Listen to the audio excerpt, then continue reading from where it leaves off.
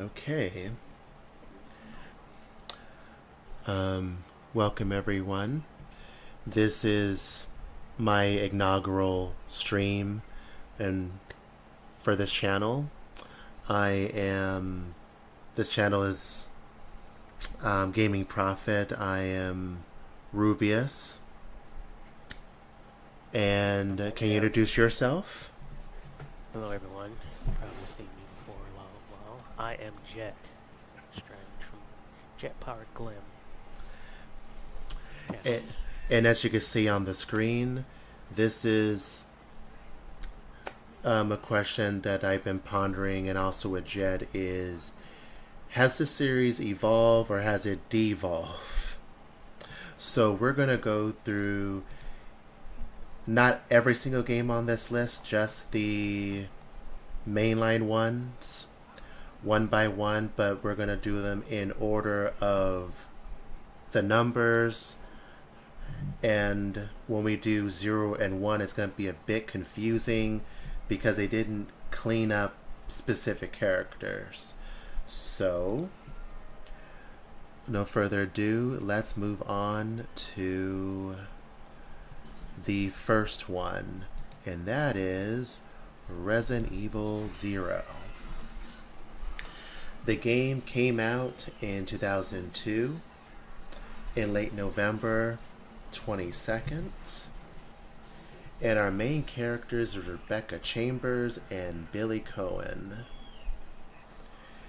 So, what is your thoughts on the game? So, I'll have you go first.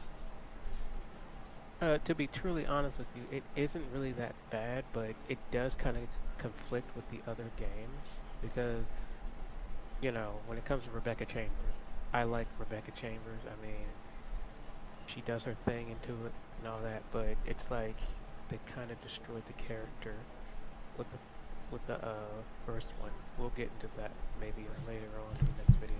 And as for Billy, Billy's a cool character too, but where is he? Now, as for the game itself, I mean, the concept of,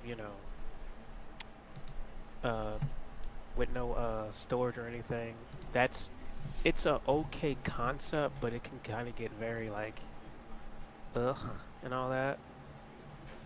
And before I clean up, now the switch off that's the best thing yet because you know switching towards characters, that's a really good idea. Okay, because it's my turn. I think the game made interesting decisions, which, as Jet brought up, is switched between characters. But most importantly, each of the both characters are vastly different. Like for instance, Rebecca, she's skilled in chemistry, and medical supplies, so she's the only person that could mix herbs and use chemical equipment and Molotov cocktails for some reason. She's better at it. As for Billy, he is a Marine. He's skilled with firearms and, oddly enough, pianos. And since he's a man, he's supposed to be stronger than the female. He's the one who gets to push heavier stuff than Rebecca. And there are plenty of scenes where they get split off, so she gets to go through ducts because she's a bit smaller in size. I like the fact that they make them distinctively different so that they have to count on one another. Billy, good at killing things with his guns, so he'll able to do more damage with them. And Rebecca's not really a slouch either. She can use the Molotov cocktails, mix herbs, so that's pretty cool.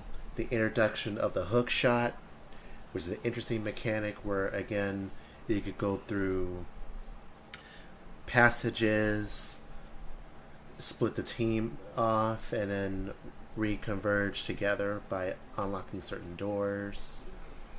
It was the introduction to a different shotgun, the rifle, which only holds 2 shots. Thought that was interesting. And Jet brought up something to me 2 weeks ago that this game was supposed to be for the N64, but they delayed it for for the GameCube, which I think is a good decision, in my opinion. But at the same time, as he brought up that she's inexperienced, she's 18 years old, she has a PhD in chemistry, but then we get to one, she suddenly suffers some amnesia and has no recollection of the skills she developed from this game. In Zero, its story, you were basically dealing with one of the three main heads of Umbrella, that being James Marcus. And he's the one who created the progenitor virus, and it's spread through leeches. Albert Wesker and William Birkin were his students, protege in the training facility, which we actually go to after the train. And if I remember correctly, I think that one of the three heads, I think that's Oswald Spencer, asked these two, oh, can you assassinate him and you can take his spot or whatever because we want to take his shit. And that's what they did. They had no problem doing that because Umbrella are pretty psychopathic and unabashed about it, so that's what happened.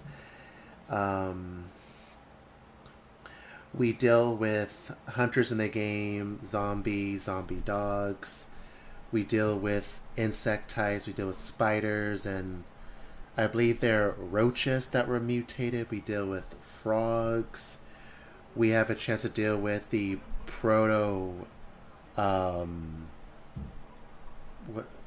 tyrant.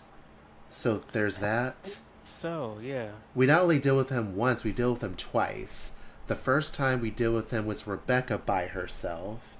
Then we deal with him again when we have Billy with us. It's the same tyrant, but he's called the proto-tyrant.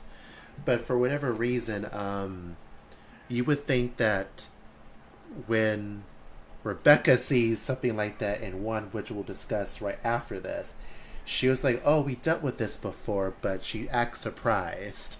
Like she just got brain farted. But it gets even worse, though, because did you already bring up the scorpion and centipede? Oh, yeah. That's the list of monsters. There's the scorpion. There's the centipede that captures Rebecca. Then there's the giant bat. Yeah. Now, that one made sense. We're like, okay. But the scorpion, I mean, she took it head on. Let's just keep it real. She took that thing head on. And keep in mind, though, like, there's a situation where she doesn't have to fight it. We can have Billy fight it, but that's an actual achievement in the Steam version where you have Rebecca deal with all the enemies. And that's one of them. Like, we can actually have her fight it, except for the centipede, of course, because that thing captured it. That's actually interesting, and that actually makes the game kind of suck more because, are they saying that Billy was the one that took it on? Because, like you and I said, when it comes to one, she doesn't know how to take this stuff on. So it's like, okay, so that's Billy's fight, right? And the game goes out of its way to have multiple cutscenes. Like, this is a cutscene if this was Billy, and this is a cutscene if this is Rebecca. But the thing that we both know is which one's the right one. It's just like with Resident Evil 1, is you have Chris scenario, and then you have Jill scenario. But if I remember correctly, they said that the Chris one is the canon one, and Jill's isn't. So that tells us that it's Zero's Billy's game. No, it's Rebecca's, but the thing is, it's kind of like, they say it's canon, but Rebecca just feels disconnected because the Resident Evil remake came out, well, in the States, I think in April of 2002, the same year, and then the Zero came out in late November. So it's like, okay, guys, but shouldn't you make Rebecca a bit more seasoned in this remake, since you're going to make Zero several months afterwards? And what's odd, though, I looked up online that Zero came out to States before Japan, which is interesting. So I thought that was odd. What else? Oh yeah, James Marcus is the main antagonist, and he wants revenge for being assassinated, but he lives through his leeches. So there's that. We have the leech man, that mimic, or they call it the leech mimicry, where it looks like their former creator, but and then when you see it, the music changes. So he's kind of like the tyrant and the nemesis and the Lisa of the game, but you can't take them down, but you don't have to. But it's best to use fire weapons against them, because using normal weapons will just... And see, now we have to talk about the elephant in the room, the dreaded, awful tank control. Actually, when it came to this one, it's like it was an up and down. Well, I think you can thank the remaster for that, because, but it was still tanky. I was like, ugh. Yeah, they keep using the same controls from their older games, and yet Silent Hill just made it a bit more smoother.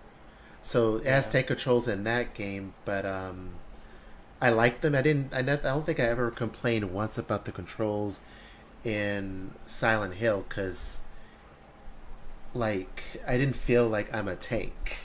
Like I can sidestep and do all those things, but in this game it just felt a little robotic. But people's got used to it. Like the game is beautiful. I mean, I'm not going to deny that. But oh, one thing that I did not like in this game is that removing the item box to drop your items everywhere. I mean, in theory, it's an interesting concept, but in practice, it's like it's because of the fixed camera angles and the framing. Because if you put too many items close together, then you have to get that right pixel to pick up that specific, whether it's a gun, an herb. And you better make sure it's not a room where you can't see what you dropped. Because what if it's like a bed covering it, and that's what the fixed camera goes, I hate. It's like, I need to see my items, but I don't know because they're too close together. Oh, sorry. And see, no, you're fine. You were good. But see, that's what I'm talking about. When it comes to dropping the item, it's like, look, this is a good idea, but it's weird.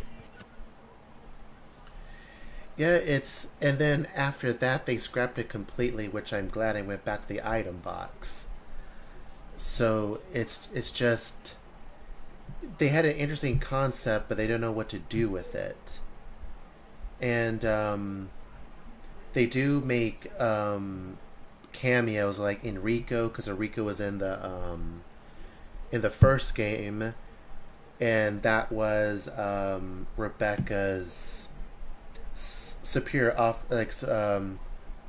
her superior officer, because like Wesker was a superior officer for Bravo team, and this is Alpha team, because Alpha team went out before Bravo, and they were there to get Billy. But then for whatever reason, when we get to Rebecca and 1, there's no mention of Billy, because they were assigned to get him, but also to investigate what happened with the tree and all of that. But none of that was mentioned at all in 1 for whatever reason. It's like 1 didn't even exist, which was odd. Like, you know you're gonna make this game, but there's no tie-ins, so it's weird.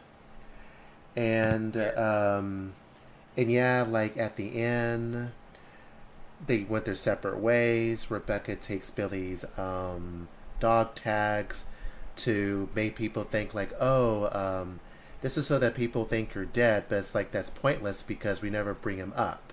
I mean, yeah, for obvious reasons she can't bring him up, but she's never said he's dead. Here's another thing, is that, does she still have him? That's another great question. She's like in the cutscene, she's wearing them, but I don't remember her wearing those same dog tags in the first game. So it's odd. And she never brought up, oh, Billy's dead after the incident, the train. It's not even brought up at all. And whenever we see her in different medias, we don't see her with the dog tag. So I'm like, does she still have them? Does she still... Or even worse, when you play as her, it's not even in her accessories. Yep. Nowhere in sight. And then there's no, like, who's Billy Cohen? It says Billy Cohen on the dog tag. There's no reference whatsoever. So it's like, it's canon, not canon. It's weird because because I can't explain anything more until we get to one. So, any final thoughts with zero? Well, okay, so there's slightly good news and cautious news is that they're thinking about doing Resident Evil remaking Resident Evil Zero. Now you and I know it kind of doesn't need it, but if it's gonna help the story, then maybe. Because if they're gonna do a Wait, you remake, guys hear that? You guys hear that chuckle? You about to hear why. because what gets on my nerves is that for those who actually play Zero and actually bother reading the files, like I got my hands on the Resident Evil archives, and it says in here that Billy was convicted for first degree murder, court martial, and is going to be sentenced to death. He was going to be sentenced to death the moment they take him where they need to go. So this is sort of like a happy accident for him that this occurred because they're going to put all the blame on him. But what really gets to me is that it's almost irrelevant to even talk about this game. It's kind of like with what was that Kingdom Hearts game? Was it it was the GBA game. Jeez, I can't remember it, but that's sort of the point of the game. Everyone lost their memories of everything in that game anyway, except for the people outside of it. Chain of memories, yes. This is like the chain of memories of Resident Evil. That, like, no one knows anything that happened here except for people outside, but it's completely irrelevant because no one talks about it, which is really odd. Like, they had interesting monsters, interesting concept, but then afterwards, derp, don't remember anything. So, guess we can end Zero with that because we have to talk about one to explain why. We have to explain like why Zero makes one not make any sense for specific characters. So let's move on to the original Resident Evil. Or we can choose this cover. There we go, where Chris looks disgruntled. It looks weird, but yeah, this was Resident Evil 1996.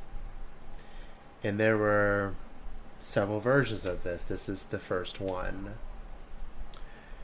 So this is the one we got where we had like bad voice acting, goofy dialogue, which to the actor's credit, they didn't know what to work with because they weren't told that. Guess I have to bring up his name, Shinji Ikari. He was named as the creator of the series, Shinji Mikami. But he was a director of it. The one who wrote the story that Capcom proved is Kenichi Iwao. Iwao. He was the writer slash planner of this project, and the original concept is what we get from the remake. This one is that they had to cut a whole lot of things out because of budget and time restraints. So this game, what was once first person, now is third person. So so let's see. Yeah, this is where we all started off. Like, I played this game when I was really young, but never beat it until much later. Like, the official Resident Evil game I bought was Resident Evil 2. And I played and beat that one, and I went back to Resident Evil 1 and finished that one. I said, wow, this game is actually pretty easy. So, and Rebecca, she's very cheerful, very optimistic, because it felt like more of a B horror movie, but originally it wasn't supposed to be. Have you played the original one before, or you only played a director's cut? Uh, I've actually played all of them. Yeah, so have I. What was Now, going? to answer the question, I mean, they all had their interesting things. When it came to the when it came to the remaster remake, there was a lot of questionable stuff that we're gonna get into, but it's like, okay, this is cool. And uh, like you and I said way before this, is that why did Resident Evil 1 remake remaster need a remake remaster? And Yeah. if you're gonna make it a remake remaster, why don't you just do it fully like the rest of them? But that is what it is. I mean, to this series credit, like this game did was something new. We never seen anything like this before. The only thing that was close was Alone in the Dark. But in this game, you had people who are highly qualified. Like this were the best, the SWAT team, and they were mostly wiped out with Yeah, four surviving people, which is really messed up. and see, we also talked about this how these were high trained people, but yeah, I understand that they didn't zombies were on the resume of how to deal with, and that makes sense. But see, I like how they adapt. I'm like, okay, I see. I mean, they do a giant. They had to do with big lizards with claws, the hunters, and then giant spiders, like crows that literally want to murder you. Yep. All sorts of things, but like, And I also want to address this. See, when it came to Resident Evil, it was like, well, Resident Evil 1, it's like, look, we're gonna put all the fears out there. Okay, we're gonna put claustrophobia, arachnophobia, and all that. But the only one they didn't do was phasmophobia, because there's no ghost. But yeah, yeah, strictly science survival horror, as in science, as in like science gone wrong, being used inappropriately. That's what it mean, not like UFOs. Like it's about science gone stupid. hmm yeah. So Uh, would you care to talk to them about how Resident Evil itself, the story of Umbrella? um Resident Evil, like, let's just get this out of the way. Like, Resident Evil didn't have the best story ever, but it was a very simple story, and there's nothing wrong with that. It's a story that grows. Is that we have Bravo team investigating Spencer Mansion, owned by Oswald Spencer. It was built by. She forgot his full name. His last name is Trevor, but he built the mansion for Spencer, and they used this as a place to experiment on things. And Bravo team came in to investigate what's going on because all the murders that was going on, all ties to this mansion that's not that far off from the city. It's next to the forest, and the characters we start out with is Chris Redfield, Jill Valentine. Their superior officer is Albert Wesker, and then the one that's under him is Barry Burton, who happens to be good friends with Chris. And if you play as Chris Redfield, you'll see Wesker more often. If you play as Jill, you'll see Barry more often. To a point where Barry will go out of his way to save Jill at many occasions too, and she gets to save a few bullets because of it. But anyway,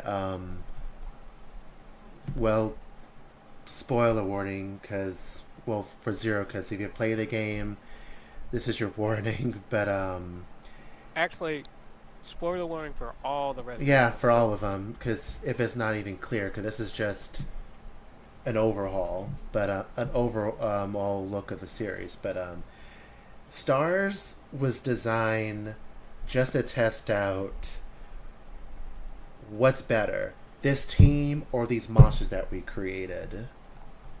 Not well, wait. only, not only that was the case, but the chief of police, Chief Irons, which we'll know more of when we get to two, knew this.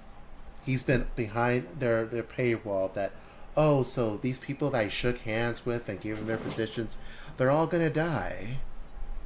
All for Umbrella's sake, and that's really messed up. And that's sort of what happened with the rest of them. But we never knew about. We never seen all of Alpha, because some of them died in Zero, but the rest of them died in the match. The ones that investigated the matter.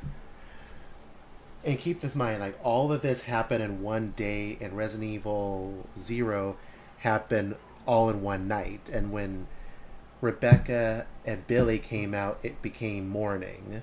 So as she got there, she went there. I don't know how long it took her to get there, but when she got there, and I don't know how many people that she meet, if there was anyone, then that led us to Resident Evil 1, where we got to the mansion at night, because it all happened in 1996.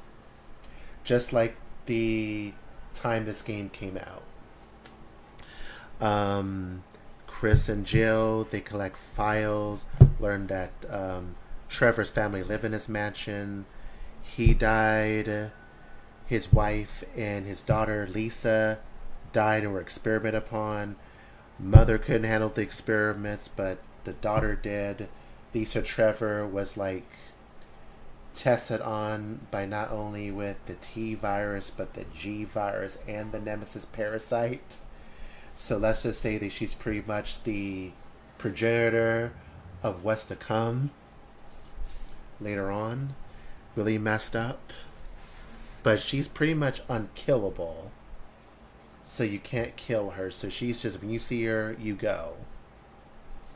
But she's slow enough to get by. But what's messed up though is that everyone that Chris and Jill has got to know, they're their newfound family, were all just an experiment for this team. That's all they were. And this is what we learned throughout the game, through every file, through the interaction. But the interesting twist is that in this version of the game, that wasn't included, because in the remake, they made that Barry was being forced to work with Albert Wesker to keep the experiments going. And for Jill's side, it's like the betrayal. It says move along to this, which is the same game, but has analog control.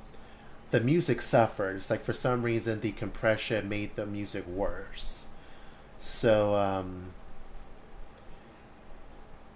I don't know how else to explain. It's just, you get more functions. I believe you get an easy mode in this one, but the music is terrible in this one. It's odd. So like you go in, it does a simple job. You encounter the zombie dogs in the cutscene. Then you go through the mansion, deal with all sorts of things like mutated plants, spiders, birds, snakes, even bigger snakes, and then a bigger spider, and then the confrontation with Wesker himself is like, yeah, I kind of used you guys, and I assassinated Enrico because he knew too much, and I wanted to know, and you see this guy here? He's the tyrant. He's the greatest project. Wah ha ha ha, and unleash him all on you, and he slapped him. Well, he more than slapped him, he gave him a good clawing. And then magically Wesker's like, second win, and give himself the cocktail that his BFF gave him, William Birkin, and somehow made him a super soldier. But that's until we get to Code Veronica. Wasn't that in Dark Side Chronicles when we actually see it happen? I think they, I'm glad you brought that up. They did do that. And that's the railgun shooter, but that's what they did. But, because in the original one, it was very goofy and very cartoonish how they handle it, but in the remake, They made it more By serious because it was supposed to be serious. and by the way, everyone, let's keep that in mind. That's kind of bad business, somewhat, because when you have more story in another game, on a side quest like a rail shooter like that, it's like people don't want that. Yeah, And because we thought that Lisa died, but in the Umbrella Chronicles, Lisa survived the fall, but Wesker takes care of her in that one. Since it's odd. And it's sad that we didn't get that either. Like, why don't you put that with Steam? At least. and yeah, you're gonna be hearing us say that a lot when it comes to these Resident Evil games because it does it a lot, and it's annoying. And we will briefly discuss this game, which is still Resident Evil.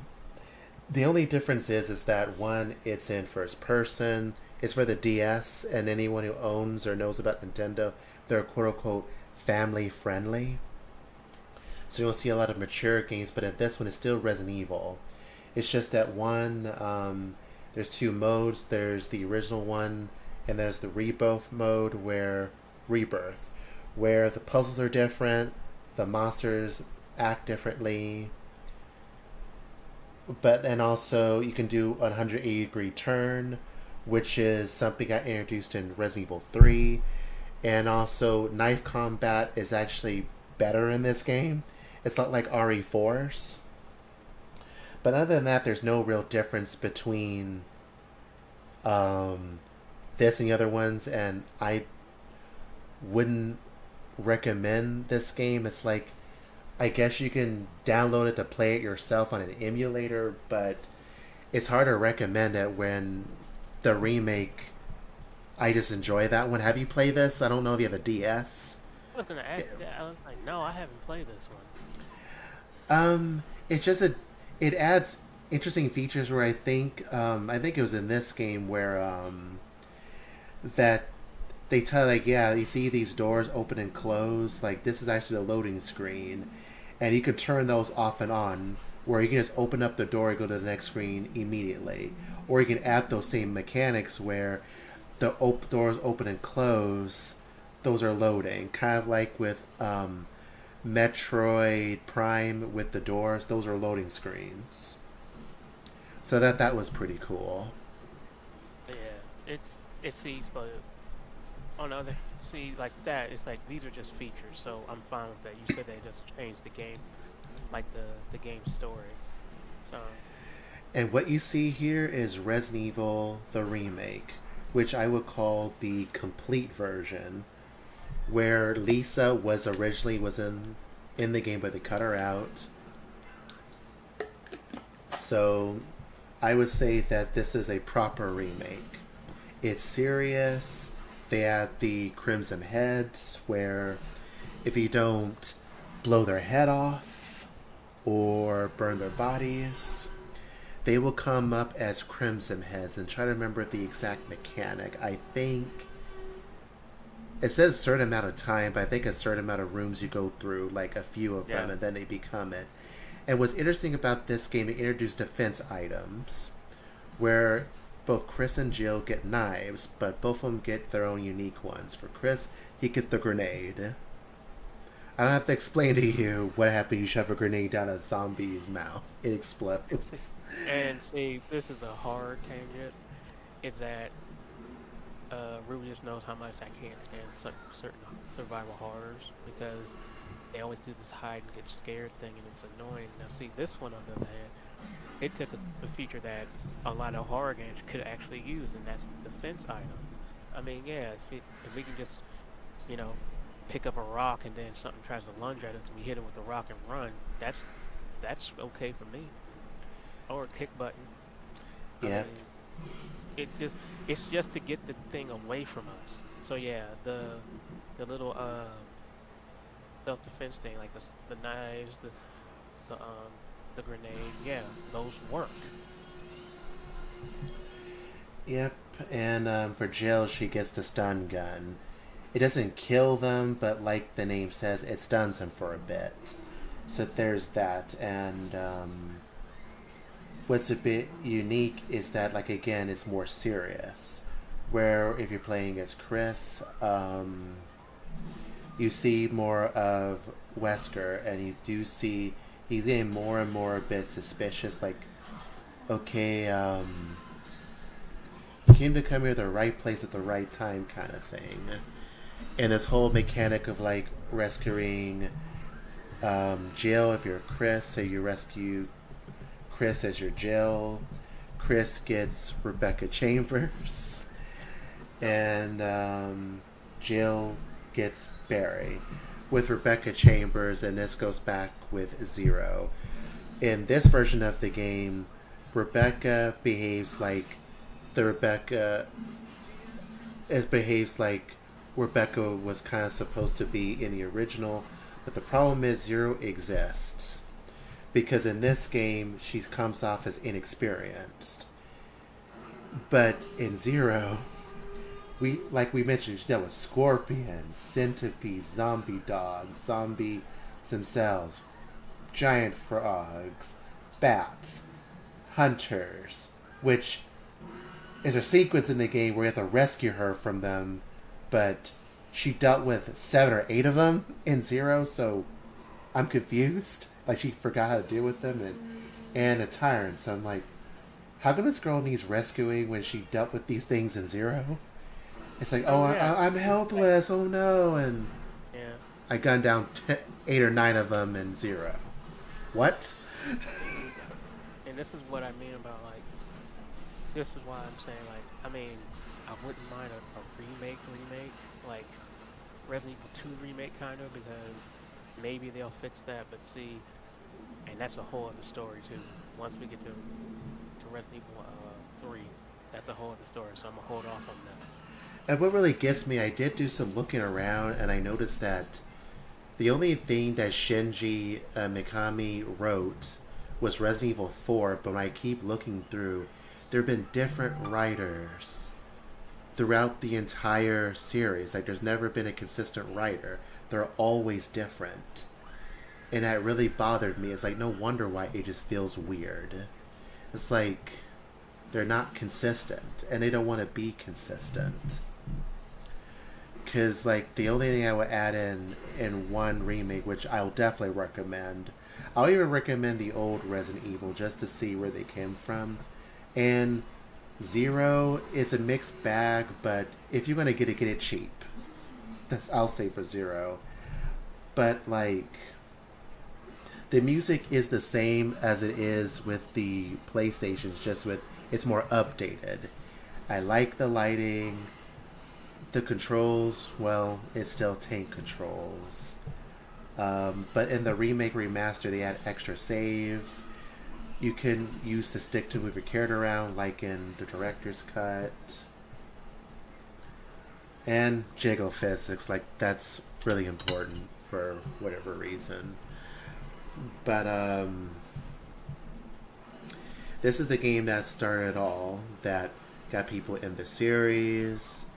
And then later on, 1999, we'll get Silent Hill and Dino Crisis. I have to say that that Silent Hill improved upon what Resident Evil established in terms of control and everything else. But that game deals with more of the supernatural aspects. It's more character driven. Resident Evil, like, it can be character driven, but it's more like we put these people in this position and say, okay, you're a SWAT member, let's see what you can do in this situation. So it's kind of like with Alien, where everyone are professionals in what they do, but they weren't prepared for this. Because people forgot that was kind of like the whole point of Alien and even Aliens. Like Aliens, we got Marines. Those Marines got their ass kicked against the Xenomorphs. That's kind of like what Resident Evil kind of brought to the table of... We don't have to relate with all these characters. It's just that this is a result of, like, just because you're good at something doesn't necessarily mean you're going to survive. And this is going to put to this, okay, see those survival skills you got? Let's see what you can do with them now. That's kind of what Resident Evil, at least to me, was about. So, any last words for Resident Evil? And from you? I mean, not really, because I think you said it all yourself. Because like I said, I'm waiting for the remake to actually clean this stuff up, or try to clean this stuff up. All right, so on to Resident Evil 2. Let's just say, let's just say this. Now, this is like the best of the best. This is the one that Oh, put. I love this game. I love this game. Oh Like, yeah. And when we saw the remake, oh, we fell in love. We're like, oh, this is it.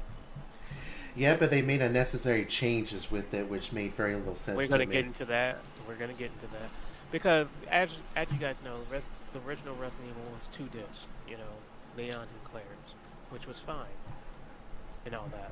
And you know, we got Mr. X and all that. But when it came to the remake, it was great. And I saw what they were trying to do. They put us.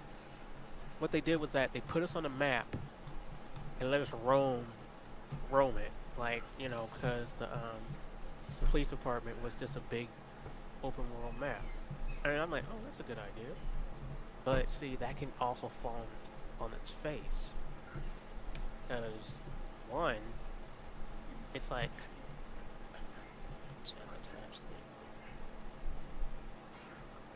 when it comes to certain things on the map, it's like, wait a minute, that liquor wasn't there. Wait a minute, that didn't make sense. It's like, hmm. And if those who don't know, this game came out 2 years after the first one. Yeah, And as he alluded to, the main characters in here is Leon Scott Kennedy or Leon S. Kennedy. He's a rookie cop that's just starting just to be a police officer the first day. He was late, which is good for him. It's because he was dealing with a breakup. And the second character is Claire Redfield, Chris Redfield's younger sister. And basically, she's went out to find out what's going on with her brother. And Leon, like I said, he was just driving back, driving from his apartment to be the first to do his first line of work. So I thought that was rather interesting. But as you can see, the events of one spread into this game. This game introduced an interesting mechanic called the zapping mechanics, where whatever you do in one character's game will affect the other character. The remake didn't do a good job. In fact, they didn't do any job whatsoever. They treated it like two separate games. Because if you play this game, like a good example is the first instance where is when it comes to those security, because in the police station it's like a hallway when you first meet the liquor, and then that hallway you see these torn off wires. You can get wires in the game to fix them, and then the security will activate and close the windows. If you play Claire's or Claire second or Leon second, whoever, it will prevent certain zombies to come in that room later. It'll hold them off for you. So that's an interesting mechanic. Or it can work against you when it comes to the laboratory where you use the, like, there's some sort of like anti virus sort of thing that kills the plants. Like it kills them.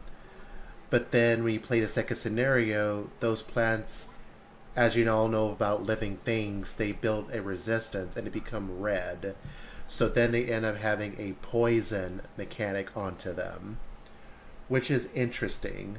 So that's an interesting mechanic where it's like, if you do this in this game, then the other game, things will change. And I thought that was interesting, but I wish that the remake did that. And what I didn't like about what they did, they changed personalities.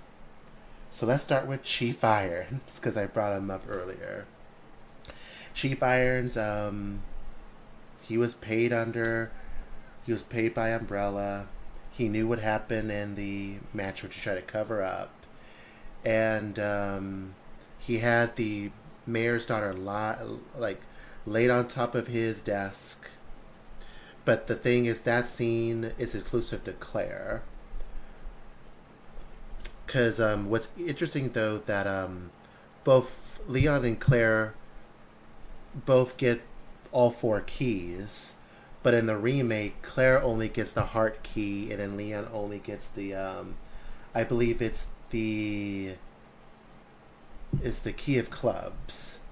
I don't know why they did that, but that's what they did. But the point is that for Chief Irons, he is like, oh, say it's going to hell. Oh, who are you? Oh, I don't care what your name. You're gonna die anyway. So he's pretty like cavalier, very casual and all of that. But the thing is, we already learned about who Chief Irons is through the facts that we got if you play as Claire, maybe it's just her, but as soon as you leave the Star's office on the second floor, a cutscene happens and a fax machine starts activating. You get a fax from Eternal Affairs, like, because he's being investigated by Chris Redfield. It pretty much tells us that, oh yeah, he's really shady and he had 2 cases of rape, but because he has high academics, we give it a pass. And he's been dealing with Umbrella for several years. He covered up the Spencer Mansion incident. So he's a relatively bad guy and he's under investigation. But as we all both know, is that it didn't go all the way through because of what's happening right now. It's pretty much Zombie City. But anyway, back to the remake, that's completely changed. He's like, oh, tell me what your name is, and he wants Sherry's locket, but he took Sherry and abandoned the locket. It's like, why didn't you just get the locket from her? It's like, just take it from her neck, because you can see the locket. So he takes her for no reason. And I said, give me that locket, girl. Like, he didn't do that. It was odd. And then they add the orphanage part, which makes very little sense. Oh, we had to give him this whole, he hates kids, and he bring them in and they experiment on them. And I'm like, why? Like, does the part that he raped, not once but twice, and the fact that he sold his team off to die in the mansion, and he's been working with Umbrella for I don't know how long, that's not enough. That's just completely changed that. It's like, why make him extra creepy, but in the original game, having a dead woman on the desk with a gun in his hand and being all casual about, oh, yeah, isn't she beautiful once, but it's going to atrophy, and I'm going to have to blow her brains out. That's not creepy to you?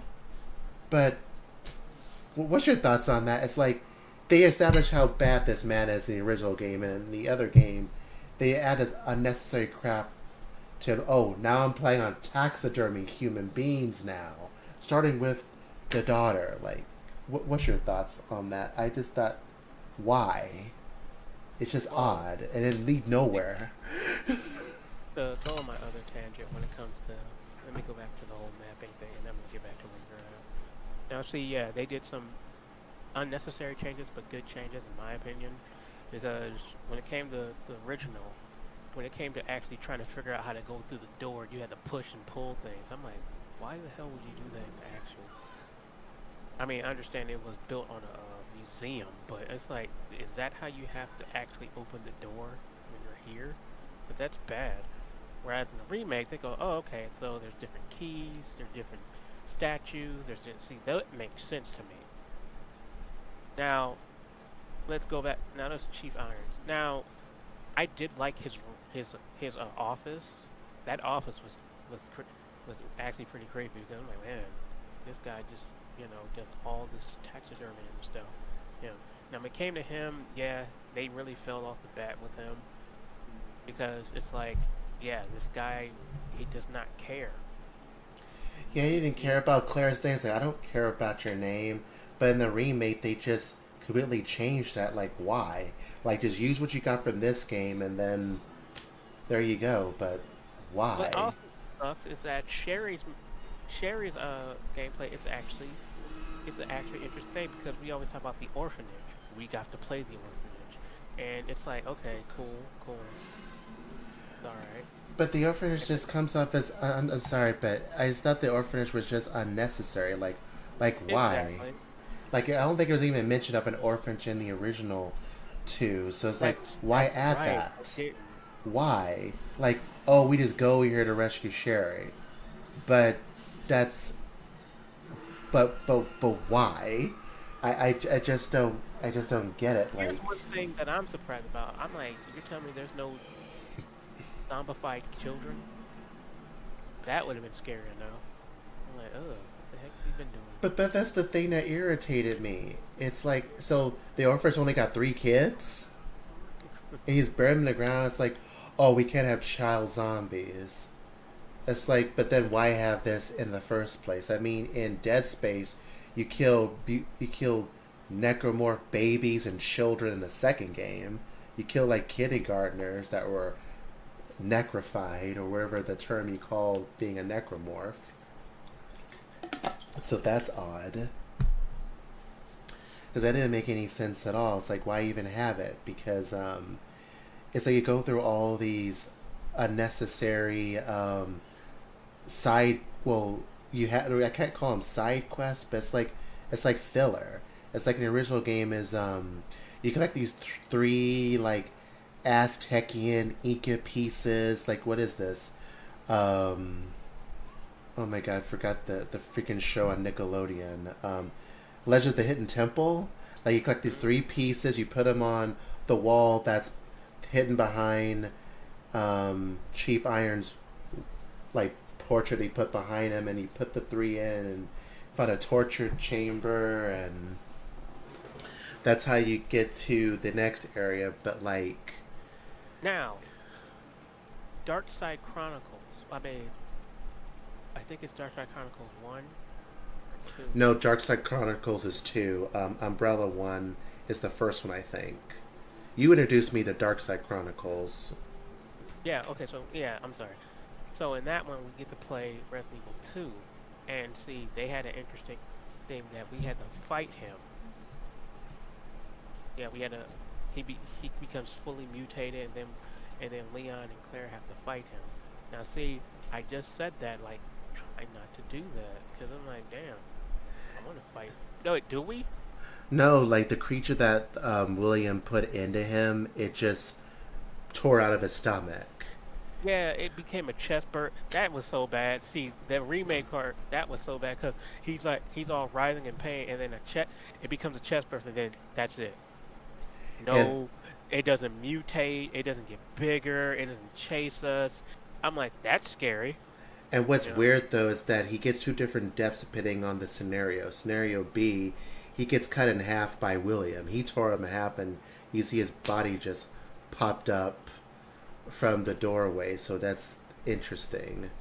And it's just why they make all these weird decisions, and then Claire is a machine gun girl now in the remake instead of the bow Yeah. gun user for whatever reason. I don't know why, but yeah, like the weapons are still the same. It's just the difference is no bow gun because reasons. But Yeah. like, It's like, okay. and what's different is that Claire doesn't get upgrades to weapons like Leon does in his game. Because for her, she gets the handgun, she gets the grenade launcher, she gets the bow gun, like I mentioned, and the spark shot. Leon, he has his handgun, the shotgun, the magnum, and the flamethrower. However, the first 3 weapons get upgrades. However, in the Um, remake, all the weapons get upgrades. yeah, true. There's also a little bit of story that I did kind of like in the remake where Claire was talking to Sherry, and now she says, "Oh, how they were talking about their parents. Like, yeah, my parents are dead." We're like, "Oh, Yeah, in oh, that game, at least it's confirmed because the original Resident Evil is not strongly story driven, like character driven. So I give it that because I'm like, but what is up with her parents? Like, are their parents well." alive? But then in that game, it's like, oh, they're dead. They are. And see, going back to story again, way back at the beginning, Claire is talking to somebody. We're like, who's she talking to? I think it was just like a college roommate because she was still in college during that time. She Okay. was. Okay, makes sense. Because I think she was 19.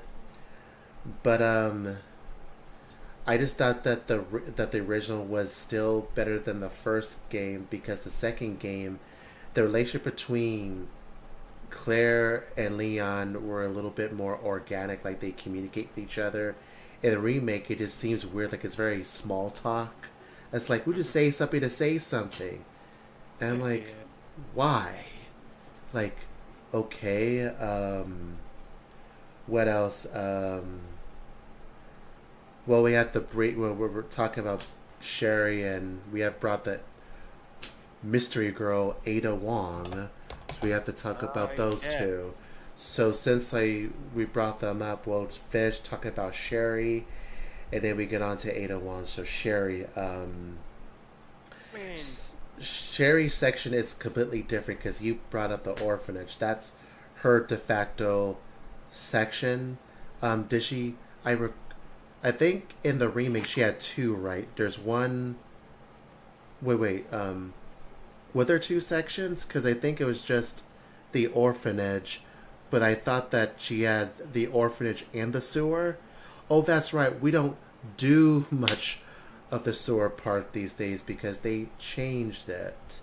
So yeah. there's that. So that's a bit annoying because in the original one, like, Oh, let's also bring this up. When it comes to the remake of all the games, they're on this like this rush thing. Hurry up, hurry up, hurry up. Like for example, when it comes to the gator, it's left, right, left, right, forward, jump, hit the canister, the end. because like, let's take a look at the remakes logos. Like, they're pretty simple, but you can see distinct differences. Like, look at two. Two, we got broken glass. Resident Evil 3, we got like, worn down building, like it's getting old or it's being chipped up. And then Resident I Evil actually 4, like that. yeah, I like it too. And 4, we got like dead trees.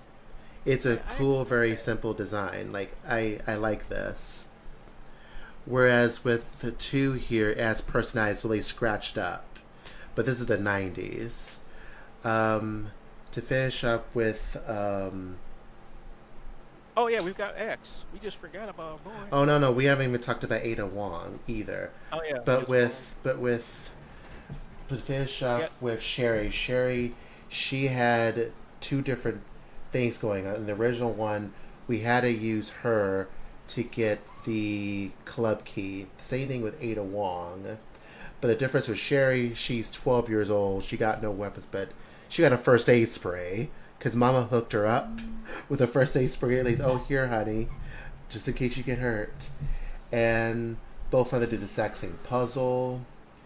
And in her inventory, she has the pendant, which will later on discuss a little effort to get done with Ada, because she has an interest in the pendant, and another character that we'll bring up, who is Daddy Dearest, William Birkin. But for Sherry, like, I'm sh- surprised he wasn't in the game slightly too much. William. I mean, he was in there, but he wasn't, but he is. I mean, we heard him from the background. Go ahead. but the words weird though, the remake, the fight is always the same. In the original one, different scenarios, he's different. Whereas in the original in the original one, where we're talking about right now, scenario B, you actually fight him. In the remake, you fight him too, because in scenario A, you fight whatever that's been came out of either Chief Irons or the reporter. If you play as Leon, you fight that same creature pretty easy. But in the remake, you just fight William, and it's same for both scenarios. You play as well either of them, because in scenario B, you fight William, and William is pretty dangerous if you get close to him. Because I recall correctly, if he hits you with that pipe, you're dead. Because he's strong. If I remember correctly, I think it's instant death. Yeah. But like you just have to keep firing with your strongest weapons and bring him down. But I thought it was weird that they cut that out. Then I think with that specific monster, they made him into a normal monster in the sewers, which is odd to me. Because in the sewers, there were just giant spiders and zombies and the bugs, but never those things. So it was a weird choice to make there for the remake, to make the G type monsters not the boss, but just monsters roaming around, and they can poison you if they grab you and upchuck on you, which is odd. And I brought her up, Ada Wong. Ada is personality is completely different from the other game. I mean, she does act condescending in the original one as well, but not as much as the remake. She come off as very annoying to me. But in this one, she's just like, you see her in the parking lot. I think it's, yeah, in the parking lot in the garage. You meet her as Leon. And you encounter the reporter slash journalist who was talking about like, oh, Chief Ayers is corrupt. I got proof to acknowledge this. And the scenarios are different depending on what mode you play. And as he brought up earlier, is scenario B, we get a new friend called Mr. X. Mr. X, as far as we know, is an improved version of the Tyrant. And I read that it's the Tyrant with the restraints on. Meaning that, like... Makes sense, actually. Yeah, like he has restraints on. That's why he's able to walk around and take orders. And what we will later on see near the end of the game, Super Tyrant, that's when the restraints are off. Where he gets fully mutated. Which is pretty interesting. That's when we get to the underground lab.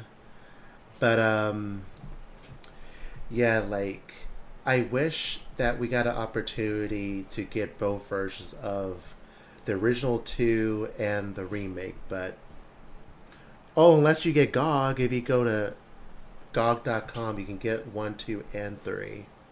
Yep. So that's cool. So you're not completely homeless. Yep. What else about?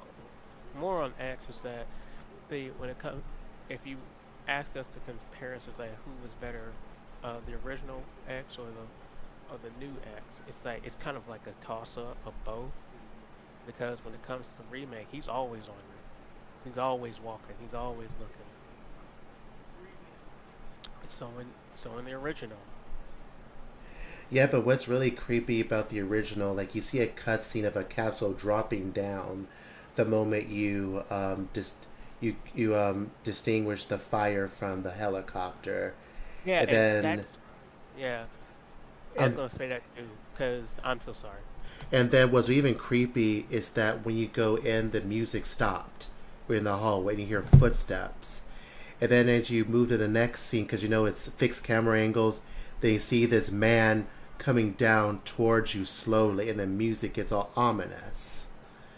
I mean, that was really cool. But in the remake, we go down that same hallway, you just see that same helicopter, but then you see this man just push this huge helicopter with just one arm to the side to get to you with a top hat.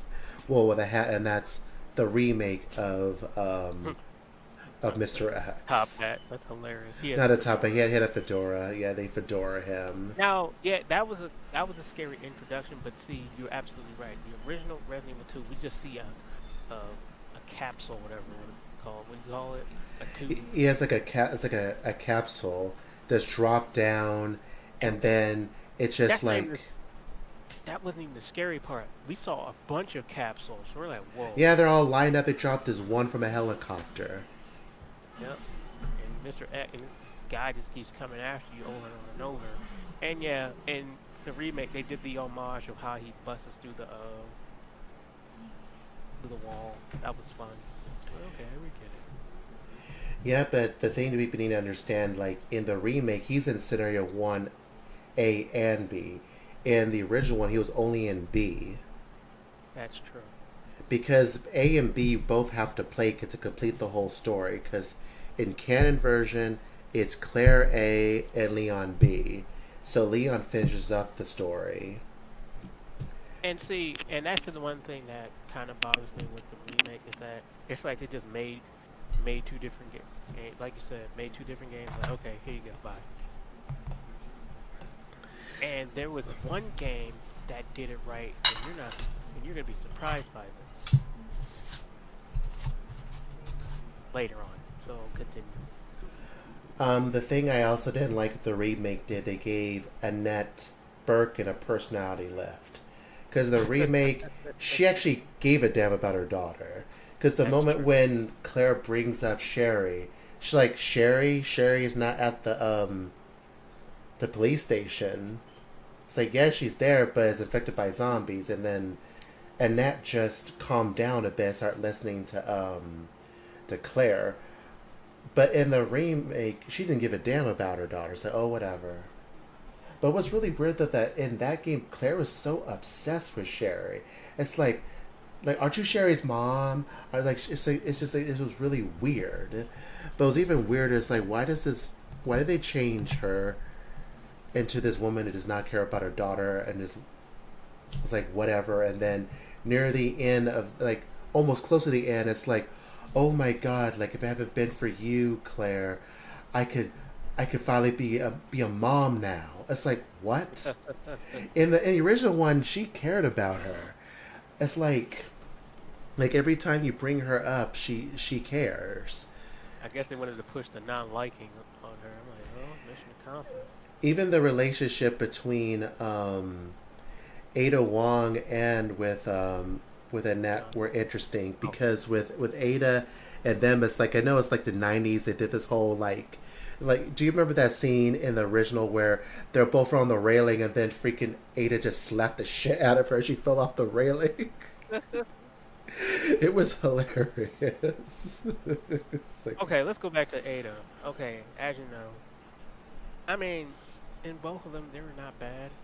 But see, when it came to the first one kind of made sense about her getting wounded because we saw that she was like right there collapsed and done.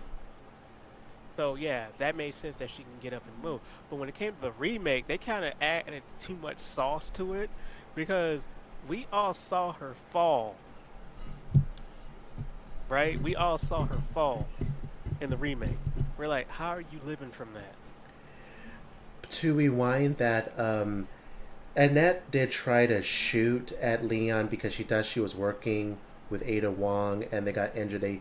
They put a missed opportunity about the bandages, so that was took out in the remake for some odd reason.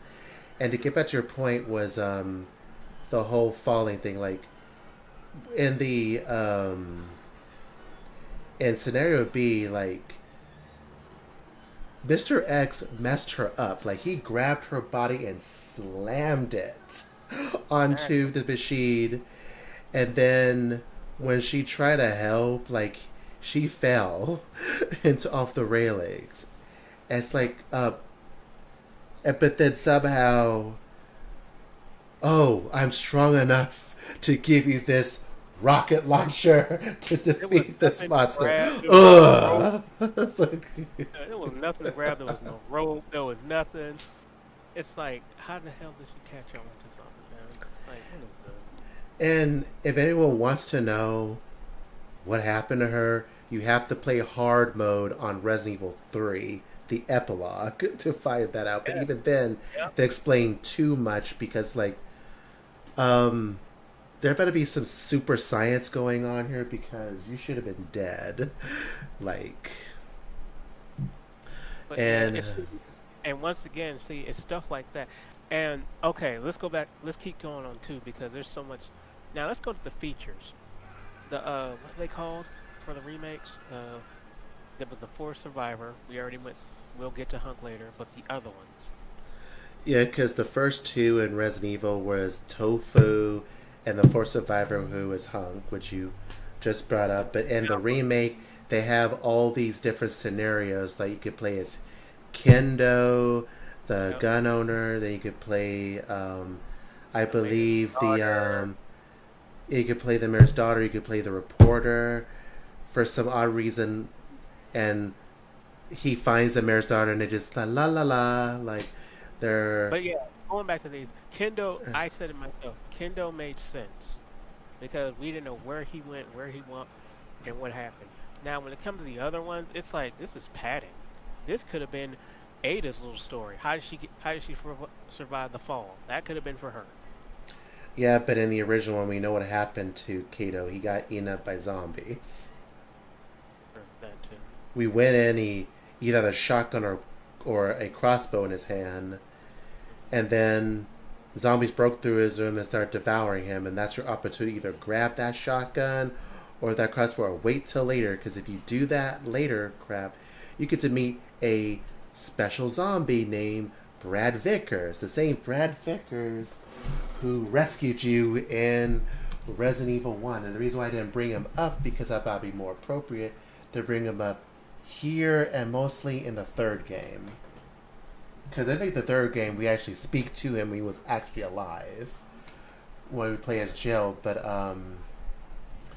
the Uh, game had its problems. It's because of that. Because it's like I still enjoy the hell again. Don't get us wrong. We love to. It's just that with the remake, it's just that they hurry made up, hurry up, hurry up, hurry up. decent decisions, but then there's this rush thing, and that's like, oh, instead of all four, no one. This is so. We give them 3 keys instead of 4 keys, but Cleric gets the heart one, and Leon gets the club one. Why? I don't know. Because for both of them, we travel everywhere. It's just that, like, Leon gets to go to specific places that Cleric doesn't go to, and Cleric goes to places that Leon doesn't go to. But what's odd, though, is that they moved the chess piece puzzle for both people in the sewers when that was an exclusive puzzle for Leon for the first part of Resident Evil. Because Cleric get those Inca little pieces. But what's weird though is like Leon gets 4 pieces, but Claire's is like 3 pieces, but one of them is split in half because reasons. And that's what they did, which is just really odd decision making on their part to remove those little pieces. But but both of them get to do those chess pieces, but in the sewer. But in the sewer, the only puzzle you do in that game was to move the bridges around.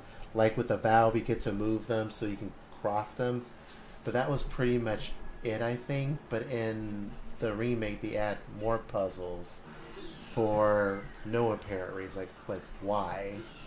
And they also combine 2 things. Like you remember, like after the sewer part, you go to that kind of like underground shaft thing that takes you to this elevator thing.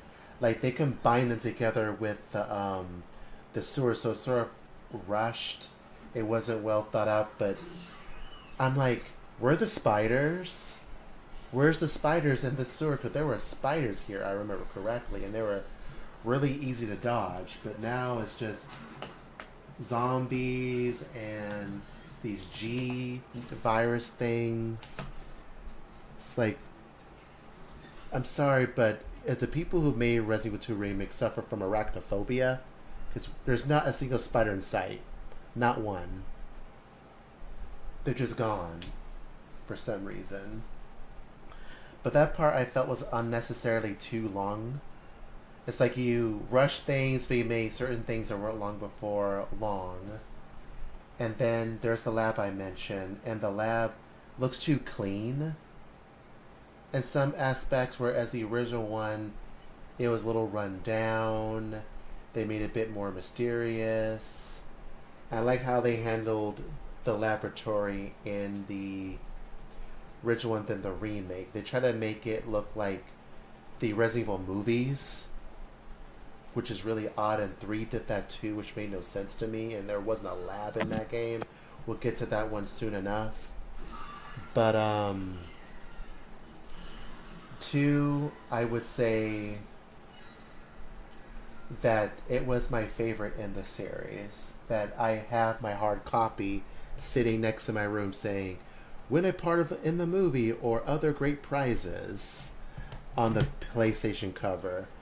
Like, I will always remember this game, but the remake, um, I didn't like what they did with the characters, their personalities, but it's like how can I put this?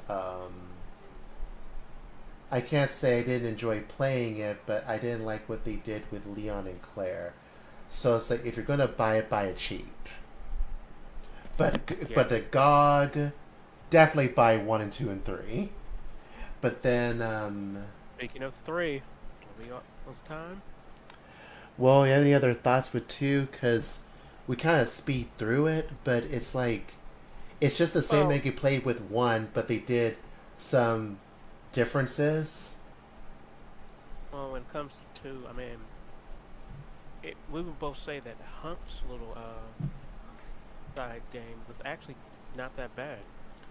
Both of them We forgot to add the sheriff in there in the remake, and there's 2 hunks. Hunk has his own thing, and he also has that survivor thing with the other characters too. So I don't want to miss that. And yeah, there's more content in the remake, lots of it, but I felt a lot of it was unnecessary, so I had to add that in there. But I think the spark shot was cooler in the remake than the original. I'll give it that. And I did like using the flamethrower in the remake more than I did in the original. I'll give the remake that. I like those weapons more in the remake. I did. Yeah, I think I'm done now. Okay, now we're on to Resident Evil 3 Nemesis. Alright, I'm gonna let you talk about the old school one because how much you love it. I think you loved it more than I do, but I will. This game, by the way, came out in 1999, which is the same year as Dino Crisis and Silent Hill. This is a weird game because it's like a before and after 2. Because the first half is before Resident Evil 2, and when Jill becomes unconscious because of her fight against Nemesis in the clock tower, when she's in a little coma, that's when 2 begins and ends. It ends when she wakes up, and then the rest is after 2. So it's a weird game. Jill, it's sort of an ongoing joke between us, but every time we see Jill, there's a new mechanic. So in this game, we get 180-degree turn, and we get the dodge system. But most importantly, able to make your own ammo with specific type of ammo. Was it A, B, and C? Yeah, I think that's what they were. A was red, Yeah. B was yellow, and C was blue. It was a very interesting mechanic, and there's also what do they call it? Let me look at the book here. Was it called scenario mode, or was it called? Let me look real quick. Yeah, like they have this special feature where like it goes like it's like a harp, like duh duh, and then you have these 2 choices: either you fight the monster or enter the police station, where your Oh, decisions made it changes. duality kind of thing. Like you have 2 choices. You can either throw the canister or this or that. It's like, yeah, those were actually interesting. But what's interesting with the first one, that you can choose to fight Nemesis but not fight him. You can grab the you can search Brad's body and then go back into the police station.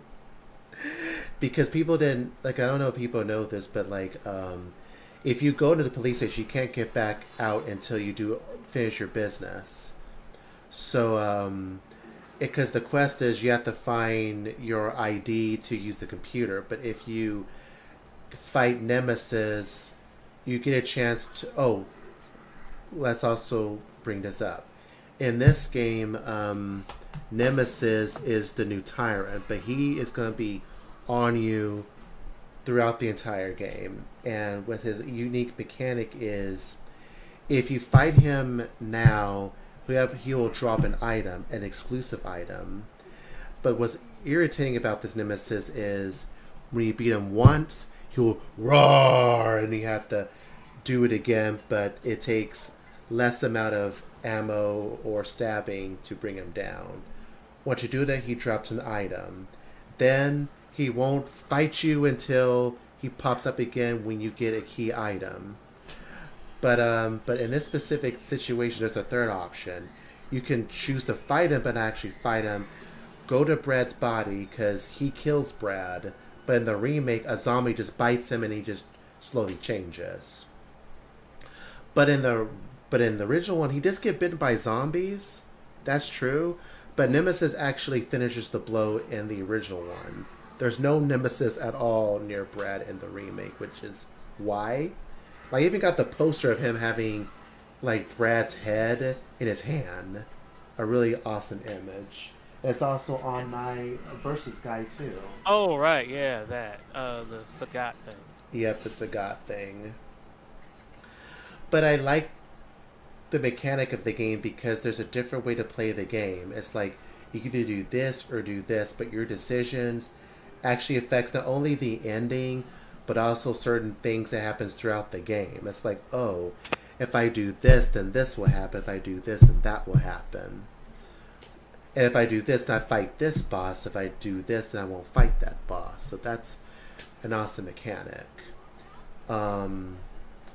Jill, she pretty much gets all the weapons except for the crossbow,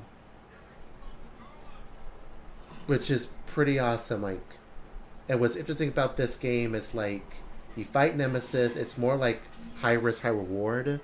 Because you fight him, you get a cool gun, you get a cool shotgun. The very first instance of a first aid backpack that holds 3 first aids. The assault rifle, if it's your first time playing. The second time is the ammo case, which makes any weapon you give to infinite ammo, which they then put in the remake as well, but you can buy that, which kind of cheapens the whole like working hard to get it. But anywho, but in the original one, we get to travel through the city. We get to go to the newspaper station, the restaurant, the pharmaceutical store.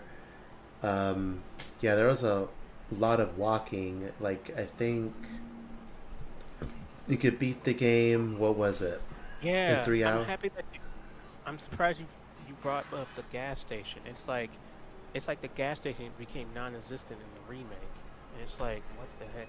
And then speaking of the remake, now once again, this is where we actually finally saw the flaws when it came to Evil 2. Resident Evil 3, once again, an open world, kinda, and it just told us to go beat by beat by beat by beat. Now, when it came to cutscenes, they were okay-ish and all that, but the cool thing, now, there's a bunch of cool things in this. One, we got to see Jill's apartment. That was great. Yeah, because we just jumped out of the window in the original game. We didn't even see any of that. So yeah, I'll give it that. When we saw the apartment, I'm like, all right, cool, this is great. Now, when it came to the introduction of Nemesis, I mean, yeah, it was scary, but then when you watch it again, I'm like, wait a minute. His job was to kill Star's member. Why didn't you do it? There are many instances in the remake that he could have killed her. Like, he could have killed her when he saw her at the building with the flamethrower. He grabs her, then throws her, and then it's like you could have just squished her head like an orange right then and there. Why?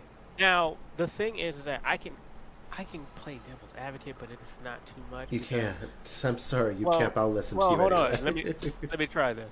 So as you saw, yes, he grabs her and throws her. Now, when he looks at her, he was probably gaining data. But see, if that's the case, I'm like, then this Nemesis sucks because he's an advanced version, right? Well, it's not much data because he was told to kill Star's members. You don't give a shit. And see, that's why I mean I can't defend it then, because I'm like, yeah, never mind. Because yeah, he probably has that whole he has that picture in his head like yeah, these people. Take out these people. So yeah, forget what I just said. Because in the original one, he was aggressive. Like, he was on you every chance he can get. But then in 3, he does the Superman dive. Like, whoosh! He But does a Superman then. dive. He does like blitzing, which is pretty crazy. But He then does all that takes. Spider-Man, Yeah, and and it's yet. like And yet, after all that, just one grenade, he kneels. In the original one, it takes a lot to take him down. It's like, yeah, grenade launcher, whatever. Like, he took that. He took it like a champ. In this one, there's a like, lot of yeah. It's like when it came to the three, and then once again, there's a lot of cool stuff. We got to see Nemesis actually infect zombies. You're like, oh yeah, that's the new feature. I actually like that yeah. because I was wondering about that. And then when I told you about the story, when it came to about like awful changes, the the biggest quote, you want to see stars? I'll give you stars. It was a throwaway line. And it's like, why would you guys do that? That was like one of the biggest lines out there. I'm gonna let you talk more about the game. I'll take a short. I need to be right back, but it won't take long. But I want you to discuss more about how they handled both games because Jill went to the police station, but the remake they have Carlos go there for whatever reason. I Oh want you to yeah, talk more about that. okay, so in the original, we go everywhere. We go like, it's like a back in time thing. We go back to the police station, we go to the main office, we get Jill's bobby pin, we get all that in the original. Now in the remake, they didn't really do that. In the remake, we find the uh the lockpick in a in this little box in front of the power plant, which is kind of odd. And we're like, why is this here? And then when it comes to going back to the police station, we Carlos does that. And yeah, they explain what happened to those the shower walls because he put some C4 there and blew it up. And it's like that's the part that confused me most of all. It's like, what is this? Why would you do this? Because this is where the part where, we should have saw Nemesis with Jill. Oh yeah, skipping forward too low, but going back to it, when we first get there, Marvin and Forrest is there, and then he bites Marvin, and then Marvin goes, and he pretty much disappears. Like I said, there was just a lot of stuff that there was unnecessary changes, and then the worst one was the clock tower. Once again, in Resident Evil 3, we go to the clock tower. We I think it was supposed to turn something on, but I'm not sure. I remember it from Beta. Yeah, it was something really important in the clock tower. Now, within the clock tower, Jill gets poisoned. You know, she gets poisoned, and then Carlos has to go and find the antidote. In the remake, we have to fight. We have to fight Nemesis in his like I think his second form. He runs laps all around you, and then we have to fight him. Blah blah blah, and then his dying mode. Well, on the verge of being beat up, he shoots a dart at her, and then she gets infected, and it's about like I think it's 2 hours, a 3 hour thing, and then Carlos finds her, then he goes and picks her up and go puts her in the hospital room, and then he goes and finds her. Now when it came to the hunters, see, if you play it, you can tell that they censored it. Okay, you can tell because in the original, if your health is really low, they'll just cut your head off clean. In Exactly. this one, they slice your throat, and then that's it. They just slice your throat. And the thing that sucks is that I like how they looked, but they're just too broken. You know what I'm saying? It's like, man, And the thing is that we know they can cut your head off because when you get to the hospital as Carlos in the original one, we see a demonstration of what they can do. They just exactly. they just walk in. A zombie was walking. He just cut the. It's just decapitation, and then they look at you. and They go towards you. And then we have this weird segment that it becomes a horde mode, which I'm like, okay, Let's make it you got more action as it need to, yeah, guys. yeah, that, and it's like, okay, so what? We ran out of game here. Oh, and see, like I can go in on freaking Resident Evil 3 remake, like the other characters. Nikolai is he's he's he's overly a dick. I mean, yeah, he's supposed to be the bad guy, but Rubens would tell you like, he was productive a little bit. This guy's just, hey, I shot the guy, let's move on. Hey, I'm gonna shoot the mutagen because I'm a dick. It's like, okay. But the thing that irritated me is that I think that in the original one, I think the hospital blows up because there was set bombs to it. Whereas in That's this another one, thing they didn't too, do it and in I the was waiting. remake. Yeah, and that was one thing too. I was actually waiting when I first made it, and yes, he is eating. Yep, I'm hungry. Would you like to tell us what you're eating? Since we can hear it. I guess not. Spaghetti and meatballs. Oh shit! This motherfucker. He knows I like spaghetti. How dare he? Anyway, back to what I was saying. But yeah, it also hurts though because there's a lot of good in Resident Evil 3 remake. Finally we get to move and shoot. We get to, sprint on command. We get to, pretty much all the stuff we can do in Resident Evil 2 remake, and I like that. It's just all that stuff just becomes crumble when you play the game, and it's like, mm, But what got on my nerves is that they removed the park, they removed the clock tower, yeah, that. because Thank you because on the park. That's what I forgot. I'm sorry. because the reason why they put Jill in the hospital is just to remove the clock tower because we put Jill's body in the chapel, and then once you find the antivirus to the hospital, you have to leave because the hospital's about to blow up, and he takes the antivirus back to Jill. But by the time you get there, Nemesis appears again, but a lot stronger. But instead of going after you, he goes after her. Because remember, he's programmed to kill STAR's members, so you have to race room to room to get to her before he he gets before time runs out. Time, I mean, if he gets her, he's going to kill her. So you do that, and once you give her the antivirus, then you play as her. You still have to fight Nemesis. It's just as Jill. Yeah. Interesting thing is that you can actually take down Nemesis as Carlos, but you won't kill him. But that when you play as Jill, you'll take less time for you to take him down because Carlos did the work. But I don't know why they removed the clock tower and the park and the abandoned factory. That was Yeah. removed too. Oh, so yeah, I apologize for that, everyone. I totally forgot about these things. But see, that's why Resident Evil is just it's kind of awkward because it's like it's pretty much like I said, it's a rush job, and people don't really pay attention to that. Dude, this is rushed. And the original It, one, if we do a certain thing, we actually can fight Nikolai in the helicopter. and here's another thing I want to add that I think they thought we didn't know is that all they did was take half of them.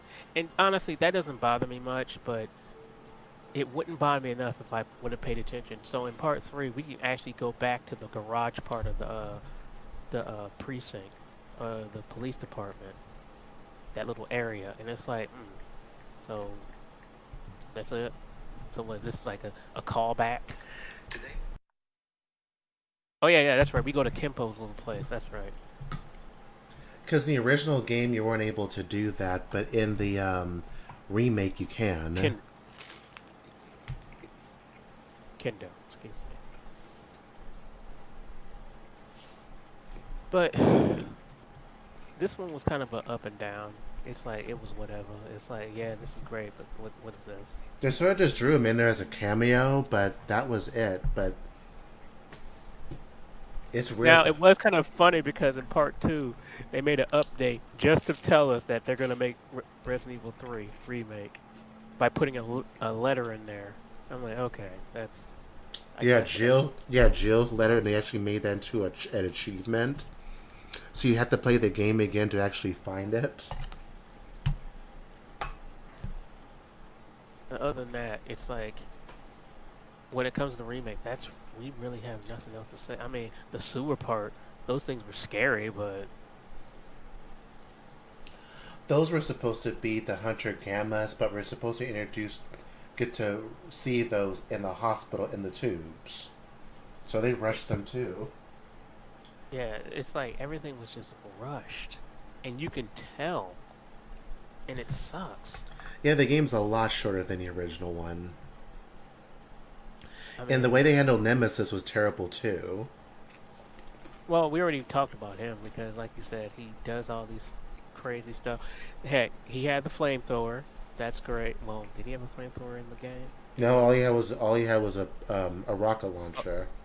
We like to call it shotgun rocket launcher. He don't even do that in the remake. We're like, man, we can't have nothing.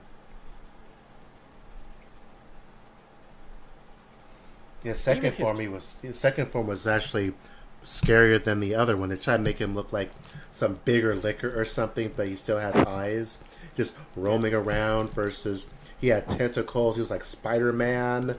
He can. yep. He was really annoying in his second state, but And then when it comes to this one, I mean, it no. I mean, his dog form is pretty like what the heck, but other than that, no. Like you said, no. Oh yeah, what do you like him? What do you? How do you like his wardrobe in remake?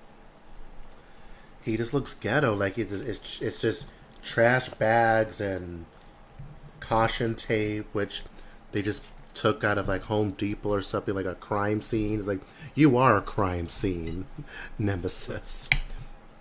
Yeah, Versus the original one, he looked like he came out of Hot Topic.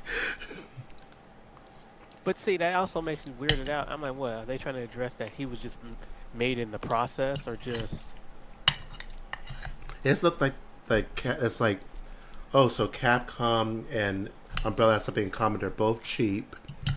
They do ghetto. They take the ghetto route to save time to make things and then walk away. That's how it looked to me. yeah? And it's like, man, that's lazy. Yeah, and Nemesis is not even that intimidating because all you need is just make sure you have a grenade in hand. And he'll be put down just by throwing at What him. sucks though? Now let's give him a little bit of positives because, like, when you shoot him, he does a super dodge. That's cool.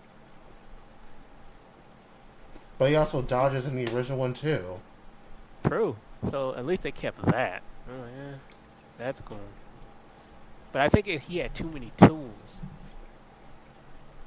Cause it's like, dang, dude. I mean, I get it that he's on the process of killing us, but jeez. It's not even too many tools. It's just that he just wasn't intimidating.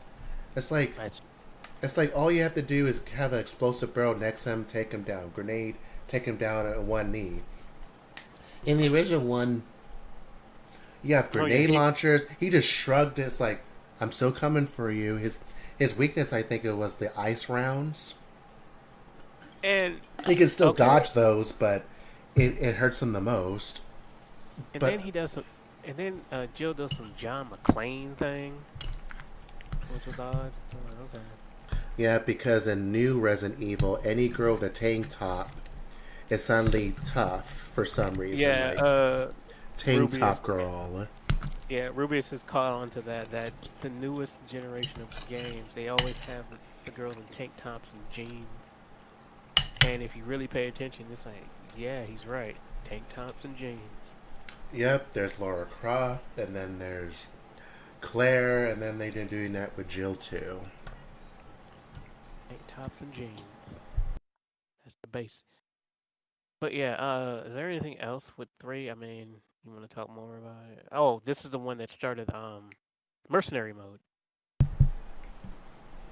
Yep, it was.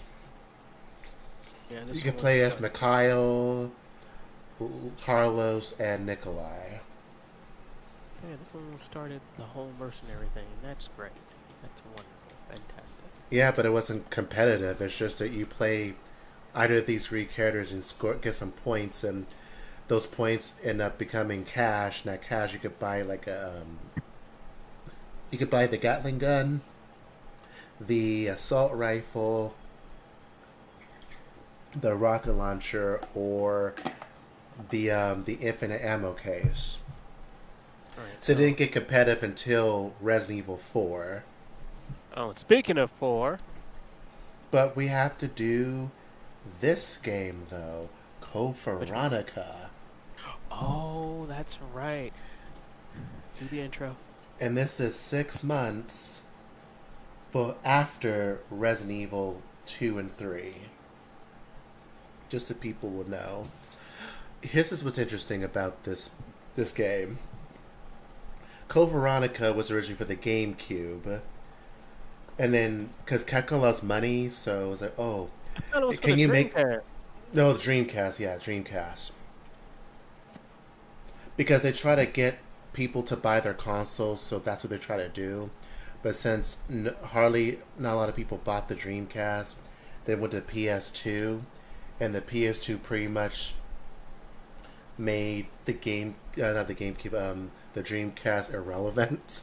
They kind of got overshadowed, so they call it X. But in this version, we get more content, i.e., more cutscenes. The cutscenes that make Wesker look cool. And we get to play Claire again. And we get to see her new jacket with the. It's like the woman with the wings, like the Valkyrie. I think that's what it is, her little logo on her back. And then in this version, she does some John Woo shit. She just goes to where Chris was located, where she goes in. She's running in the building and helicopter shooting at her.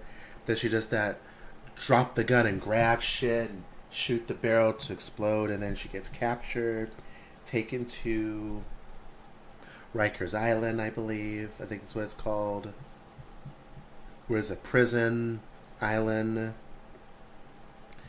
Then after that she meets, was it Enrico? No, is it Rico or Ricardo? Whatever. He's the one that says like, "Oh, you're going to be released because zombies infected this entire island. We're screwed." And Claire, being who she is, you gotta have hope. Then he gave, what did he give her? No, she gets to hold the lighter, and I believe the lighter is Chris's memento, which is interesting because yeah, like, because back into Resident Evil 1, like, Chris has a lighter, but he doesn't smoke. And Jill gets the lockpicks. Claire had lockpicks in the second game. Leon has the lighter, and he doesn't smoke. Don't know why. And Jill, she gets the lighter and lockpick, but she has to build the lighter together. In this game, she gets the lockpicks until later when she helps get the hemostat for her jailer. Then he gets the lockpicks in exchange for the lighter, which will then later on will help Chris with a puzzle. If he kills a thing that's swallowed up and eat up, Rick, I think it's called, I think it's Ricardo during that time. So I'm kind of speeding up a bit, but yeah, it's a chain between a chain. This game is all about that, and I have to say that Resident Evil Code Veronica X is pretty mean in that you better like make sure that every item that you see you put in your item box, because you don't encounter an item box until you get into the mansion, because your first item box is this storage facility where you can't carry any metal items, and the most important item is the fire extinguisher. Because if you don't take that with you and put it in the item box, you will never get the Magnum. And I have to say though, like, isn't in this game had the most instant deaths too, with puzzles? I think this is the game that had the most instant death puzzle, like had instant death puzzles. One did, but this game was was merciless in some respect. But it's not as bad as other game. But if you buy this game, you get a demo of Devil May Cry, which later on becomes a very popular franchise. So there's that. But anyway, what's significant about this game is you get to deal with the third and final head of Umbrella, and that is the Ashford family. But we don't know much about them, but the game, like the Resident Evil games, explain a lot about how screwed up his family is.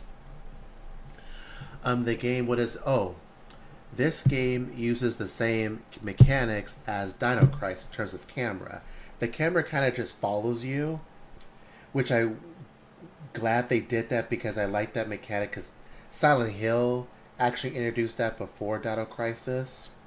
So this is where Capcom was copying Konami, and that's good because they benefit from it. So the camera follows you instead of just being a fixed shot. But with this game, it's kind of dynamic. Like, do you want to talk more about it? Because I like the camera in Code Veronica. Technically, I want to do some nitpicks. That doesn't really like destroy the game, but they don't make any sense. Nitpick number one of the puzzles. So you get this sphere, and inside of it is a key or some kind. Now, the only way to get rid of it is that you have to put it on this trap. What messes me up with this trap, it's inside this little prison way, and you have to quickly run under it. And I'm like, why is that even here? That's what I was talking about, those instant death puzzles. But here's more screwed up though. You have to specifically be at a specific spot, click on it, the item, then she walks on there, clicks it, move away perfectly, and then it crushes. But it's so oddly specific that doesn't Claire have to stand in the middle of it for it to activate? That's even worse though, because it doesn't make any damn sense. And it's like, hold on. But yeah, as I was saying, but yeah, it's kind of like odd on that because it's my little nitpick. It doesn't take anything away from the game. I mean, the game is great because you get a dual wield. You get, Oh yeah, the machine gun pistols that Claire gets in the prison area. Burnside. Oh yes, that 17-year-old.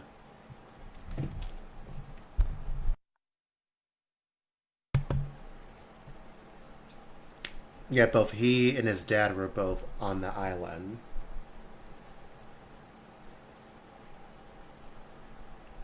And are those shock collars around his neck too? So kind of doing like a battle royale.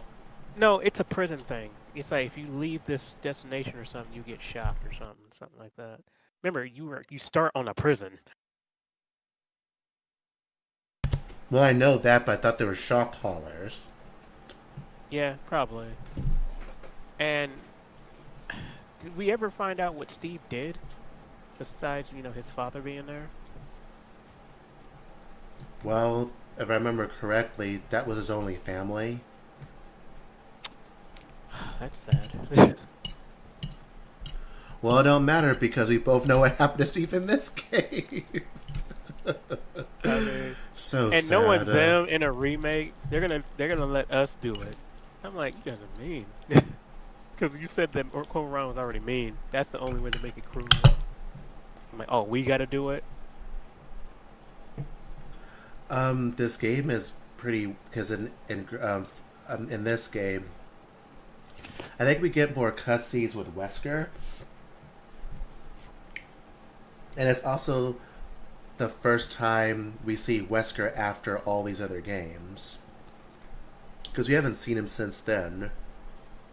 But it's also Claire's first time seeing Wesker because she never met him before. Because you remember, like, Chris did not want her to get involved in any of this, and you can't blame him. And the reason why she came here is because of Violet in Resident Evil 2, and it's his diary saying that he's going to go to Europe because he found out that that's where he can find more information on what's going on. That's what he did. That's why she's here in the first place. Claire meets... Yeah. Go on.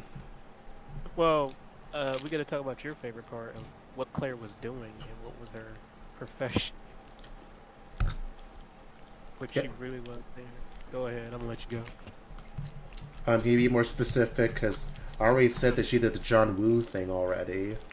Yeah, but what was her what was she doing though? I mean, you said that she was a student in what? I have no idea what was she studying in college, to be honest. Like I don't think the remake even talked about that either. Like, what did she go to school for? Because, like, what is it, espionage? Because it never said what she went to college for, because she was a college student. Well, I think the wear of Resident Evil 2 got her. And two, when it came to the John Woo thing, I'm like, that's Chris probably did that for her. Because I know she's like 19 years old. But okay, she can run from helicopters, sneak in like corporate buildings that have to find us out their own militia. The John Woo thing, that tells you how her brain power is, because she just dropped and then looked at the barrels like, oh, and then caught it. I'm like, okay, Joe, we got you. And then they used that in the movie, in the second one with Alice. Which was kind of dumb, because that could have been done so well, because if how Alice could have did it, because one, here's another spoiler, Alice is half tyrant. If she would have dropped it and then looked how many people were there and then did it, it would have been cooler. Because, as you know, she's half tyrant. Yeah. Like I said, they could have made that character so cooler, but we're not talking about those. We're talking about the game. Sorry. All right. We get to what about Ash? Oh, you already talking about Ashford, yeah. Yeah, I brought up, but I didn't say that the dad is alive, because he isn't, but in a different way. But we got the kids. We got Alfred and Alexia. Alfred, he's probably the worst.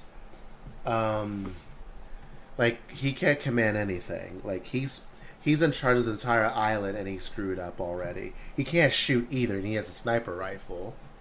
Yeah. Which we later on take, and he has. There's one thing he's good at. He's good at outfits. Yeah, he's good at outfits and laughing.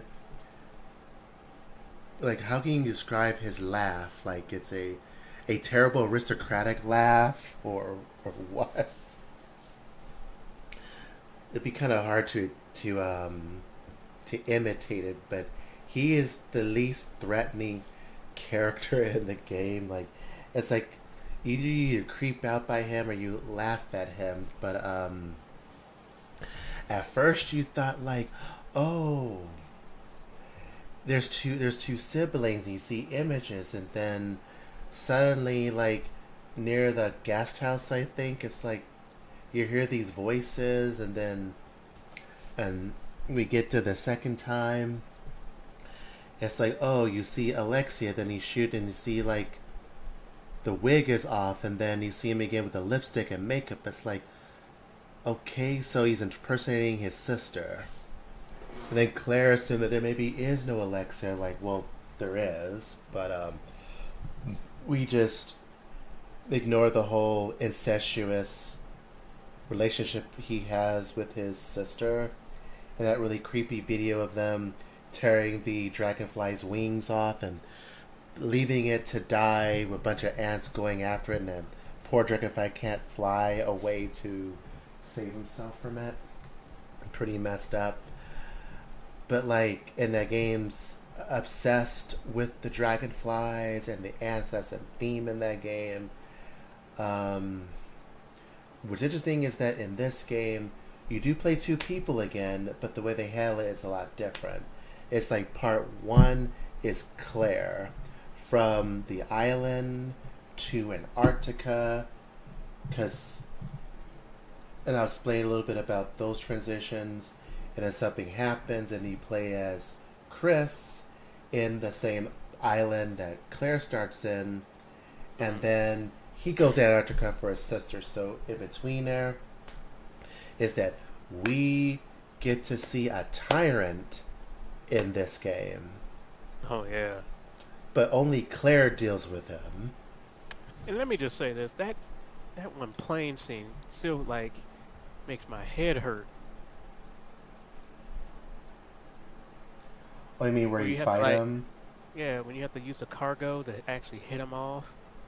I mean, it's not hard, but it was kind of jarring for me. I'm like, ugh. Over here, hit. Go over here, wait for a charge. I don't know, man. It's a me thing. Yeah, it's just like, okay, so the Ashfors can make their own tyrant. But what was the That's scary. formula? It's like it says one every thousand is a tyrant, and yet the liquors. I think the liquors is a transition from a crimson head because they have the claws in their fingers.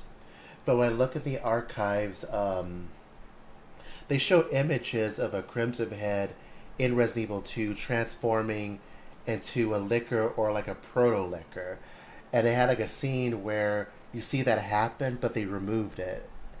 And I'm like, why? But then I remember Kamaya. I don't know how to pronounce his game, but he later on creates Platinum Studios, Bayonetta.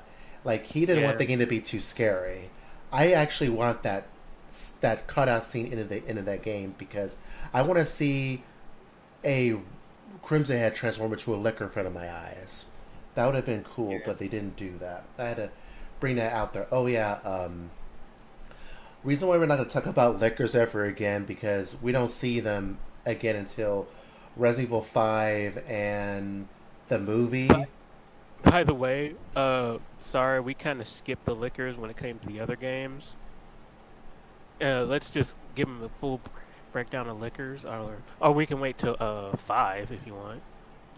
We could talk about them now. Like it's like I specified, a liquor is a mutation from a zombie crimson head, and then from a crimson head they'll become a liquor. A liquor is, as it described, is more than just lick. Their tongues are so long that they can actually snap your head off if they put all the way through. Their brains get more exposed, their claws are more pronounced, and they walk more.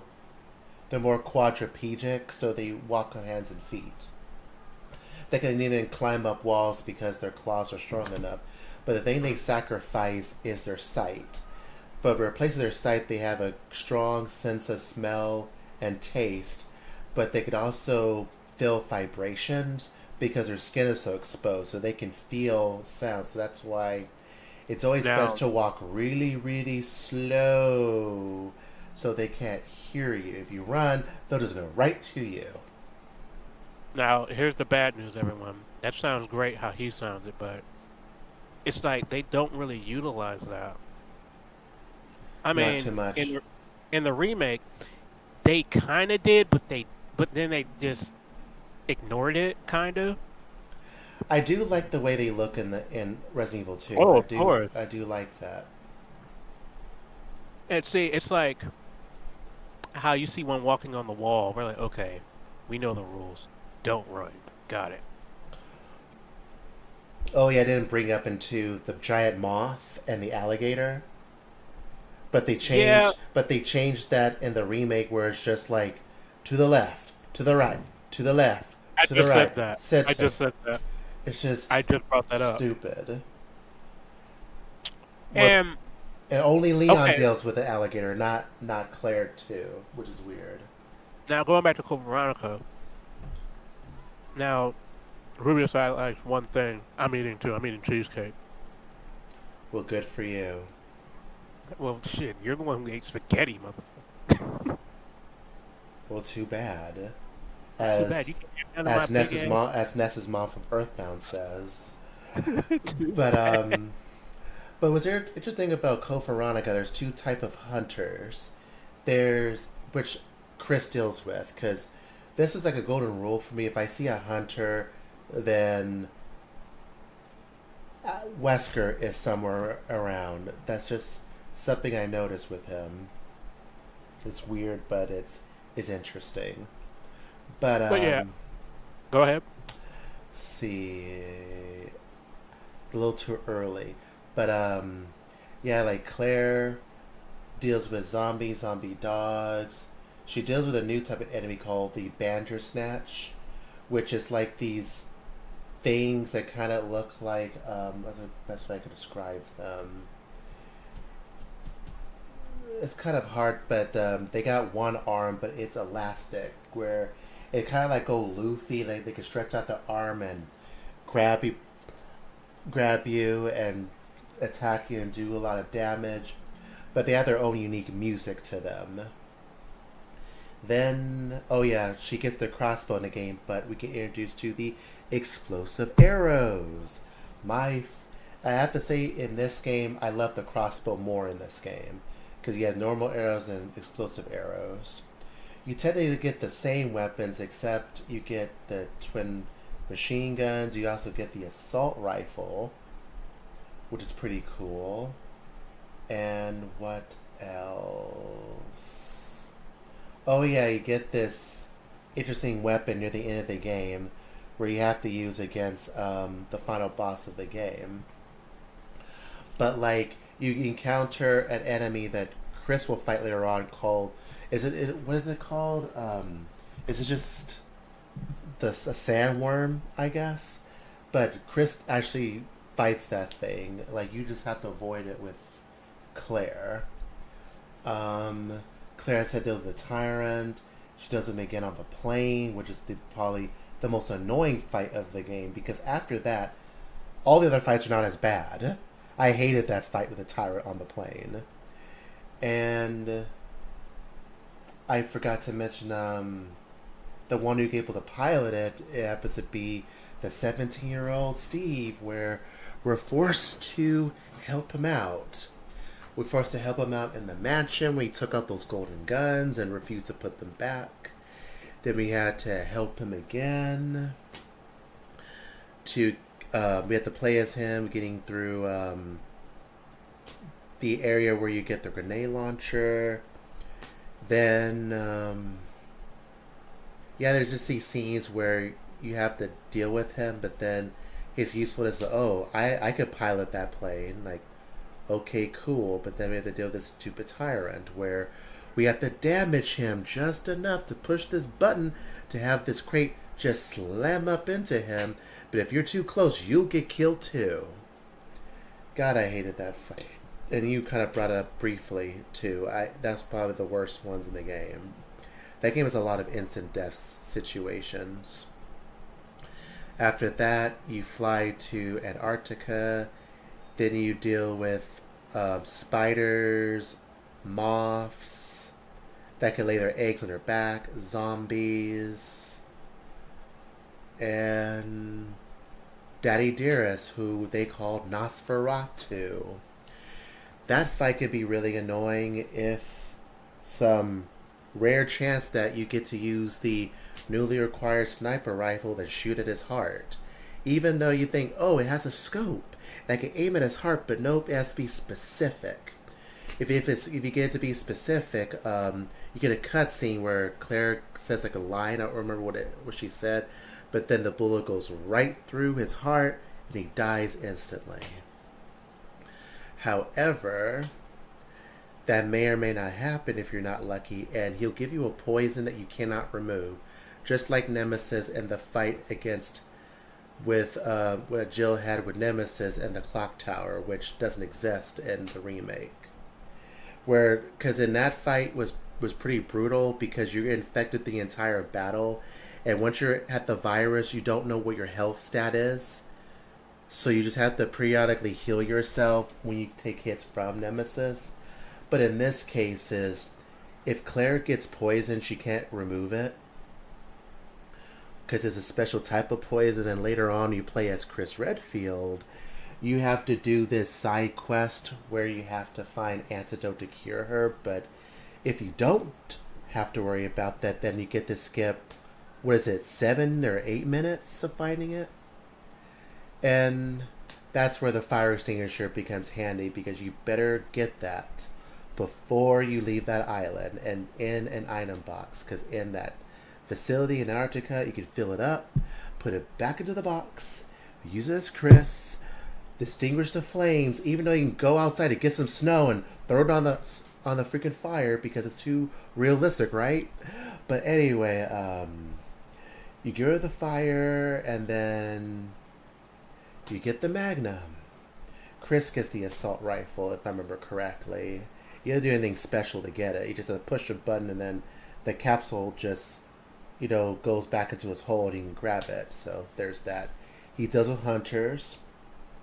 Oh, here's a new thing about that game. Those those cameras that move around. If you hit those lights, a hunter will pop up and get you. That's what Wesker put on there, which is irritating. That's annoying. What else? Oh yeah, 2 type of hunters: the normal hunter and the sweeper. The sweeper are purple, and their claws have poison laced onto them. So there's that. I mentioned the worm. That's the first thing that Chris fights when he gets on the island, as he heroically, with his music, as he climbing up the mountain with just his bare hands. Yeah, light nitpick, but I can't really diss it too much. When you guys see it, it's like he's climbing up nothing. He's just climbing up like a wall with no crevices. But see, that was back in the time, so we can't really talk bad about it. And two, Chris is a whole unit, so it's like I believe it. I believe that he will mountain climb that. I mean, he's a Marine, right? Or no, he's from the Air. Yeah, he's Air Force. Yeah, he's an airman. I'm glad you brought that up, because this is the first time we actually see him pilot a jet. Yeah, and that's the coolest thing. He's piloting a jet. This is exciting. And then later on in Resident Evil 6, we get to pilot one. But we'll discuss more of that later. Yeah.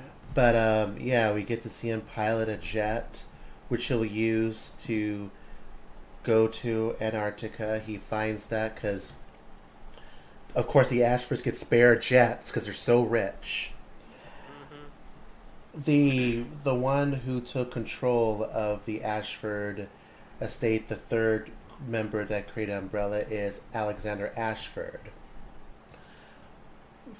His children don't care about him much, so they killed him, experimented on him. He became Nosferatu, the thing that this big ass double-bladed battle axe that was holding against the wall, which the axe plays much later in the game.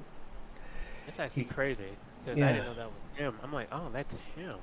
Yeah, we get to see a brief of him and some closet somewhere underneath this little, what do you call them, grates? We look through and you see Nosferatu held back on it, but Oh, and another little creepy thing they had was that the spider, the tarantula. There's two types of spiders.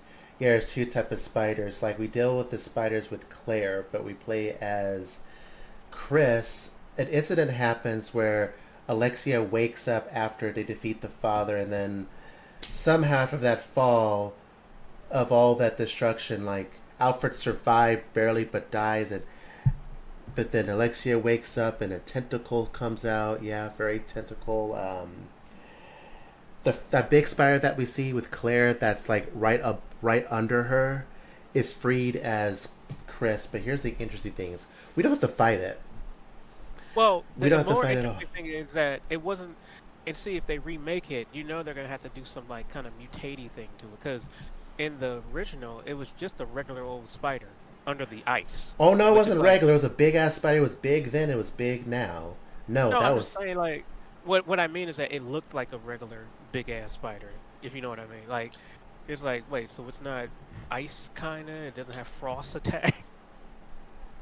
It was just a big ass motherfucking spider that looked like a regular ass motherfucking spider. That's what I'm trying to say. because in the original, well, there's no remake, but they're don't know whether they want to do it or not. But in the Code Veronica, you could just grab the brooch and leave. That's Alexander's brooch, just the green one, I think. Yeah.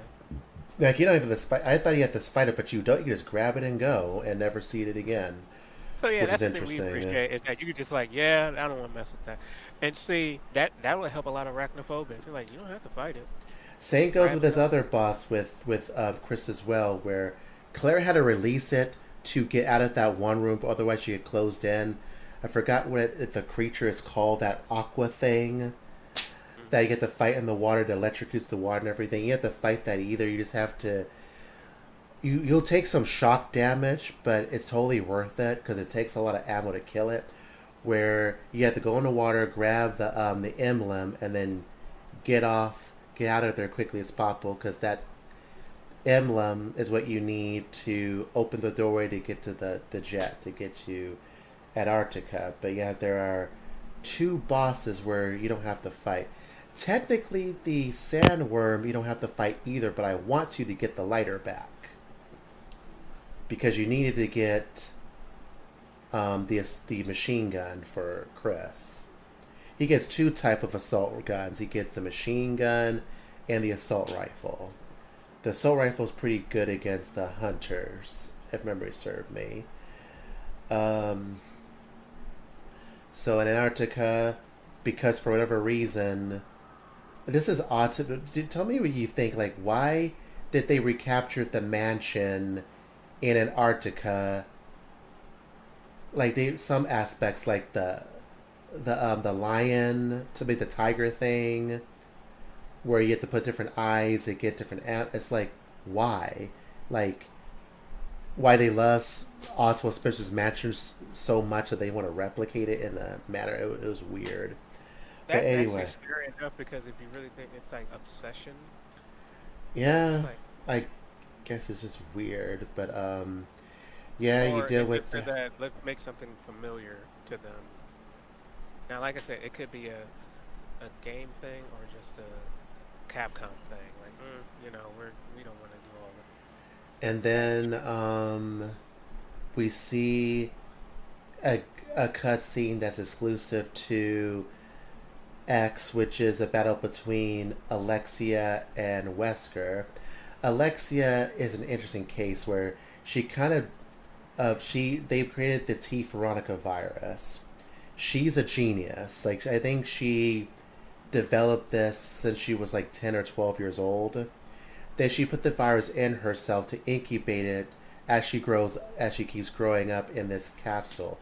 She actually succeeded because she is herself. She doesn't talk to you. Well, she does talk to you when she's herself, but she transforms when you get to Antarctica.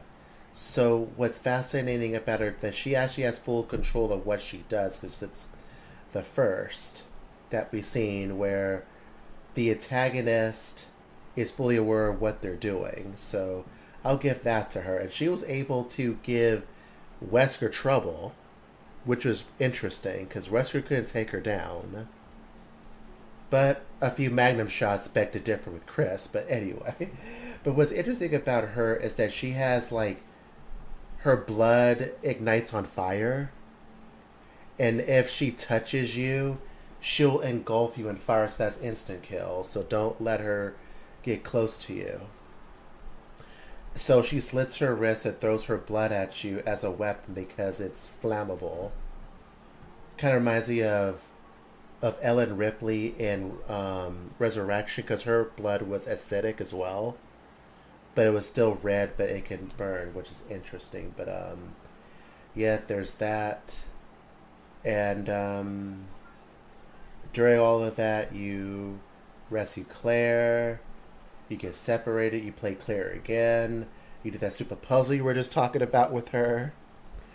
Then she meets up with Steve because they got separated because of the whole Alexia waking up.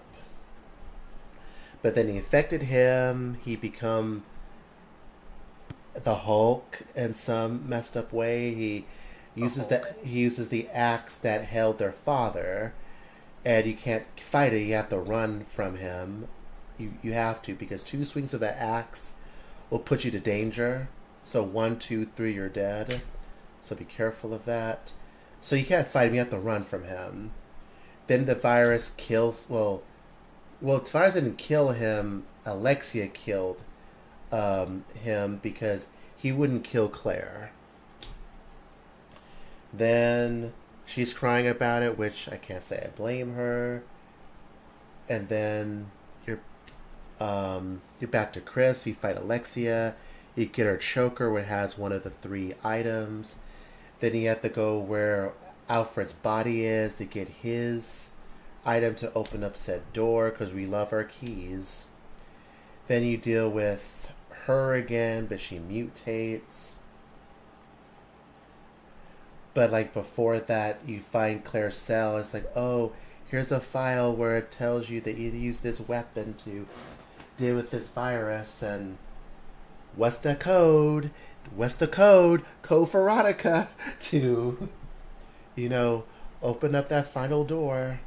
Yeah, it's not hilarious that the game title tells you the code.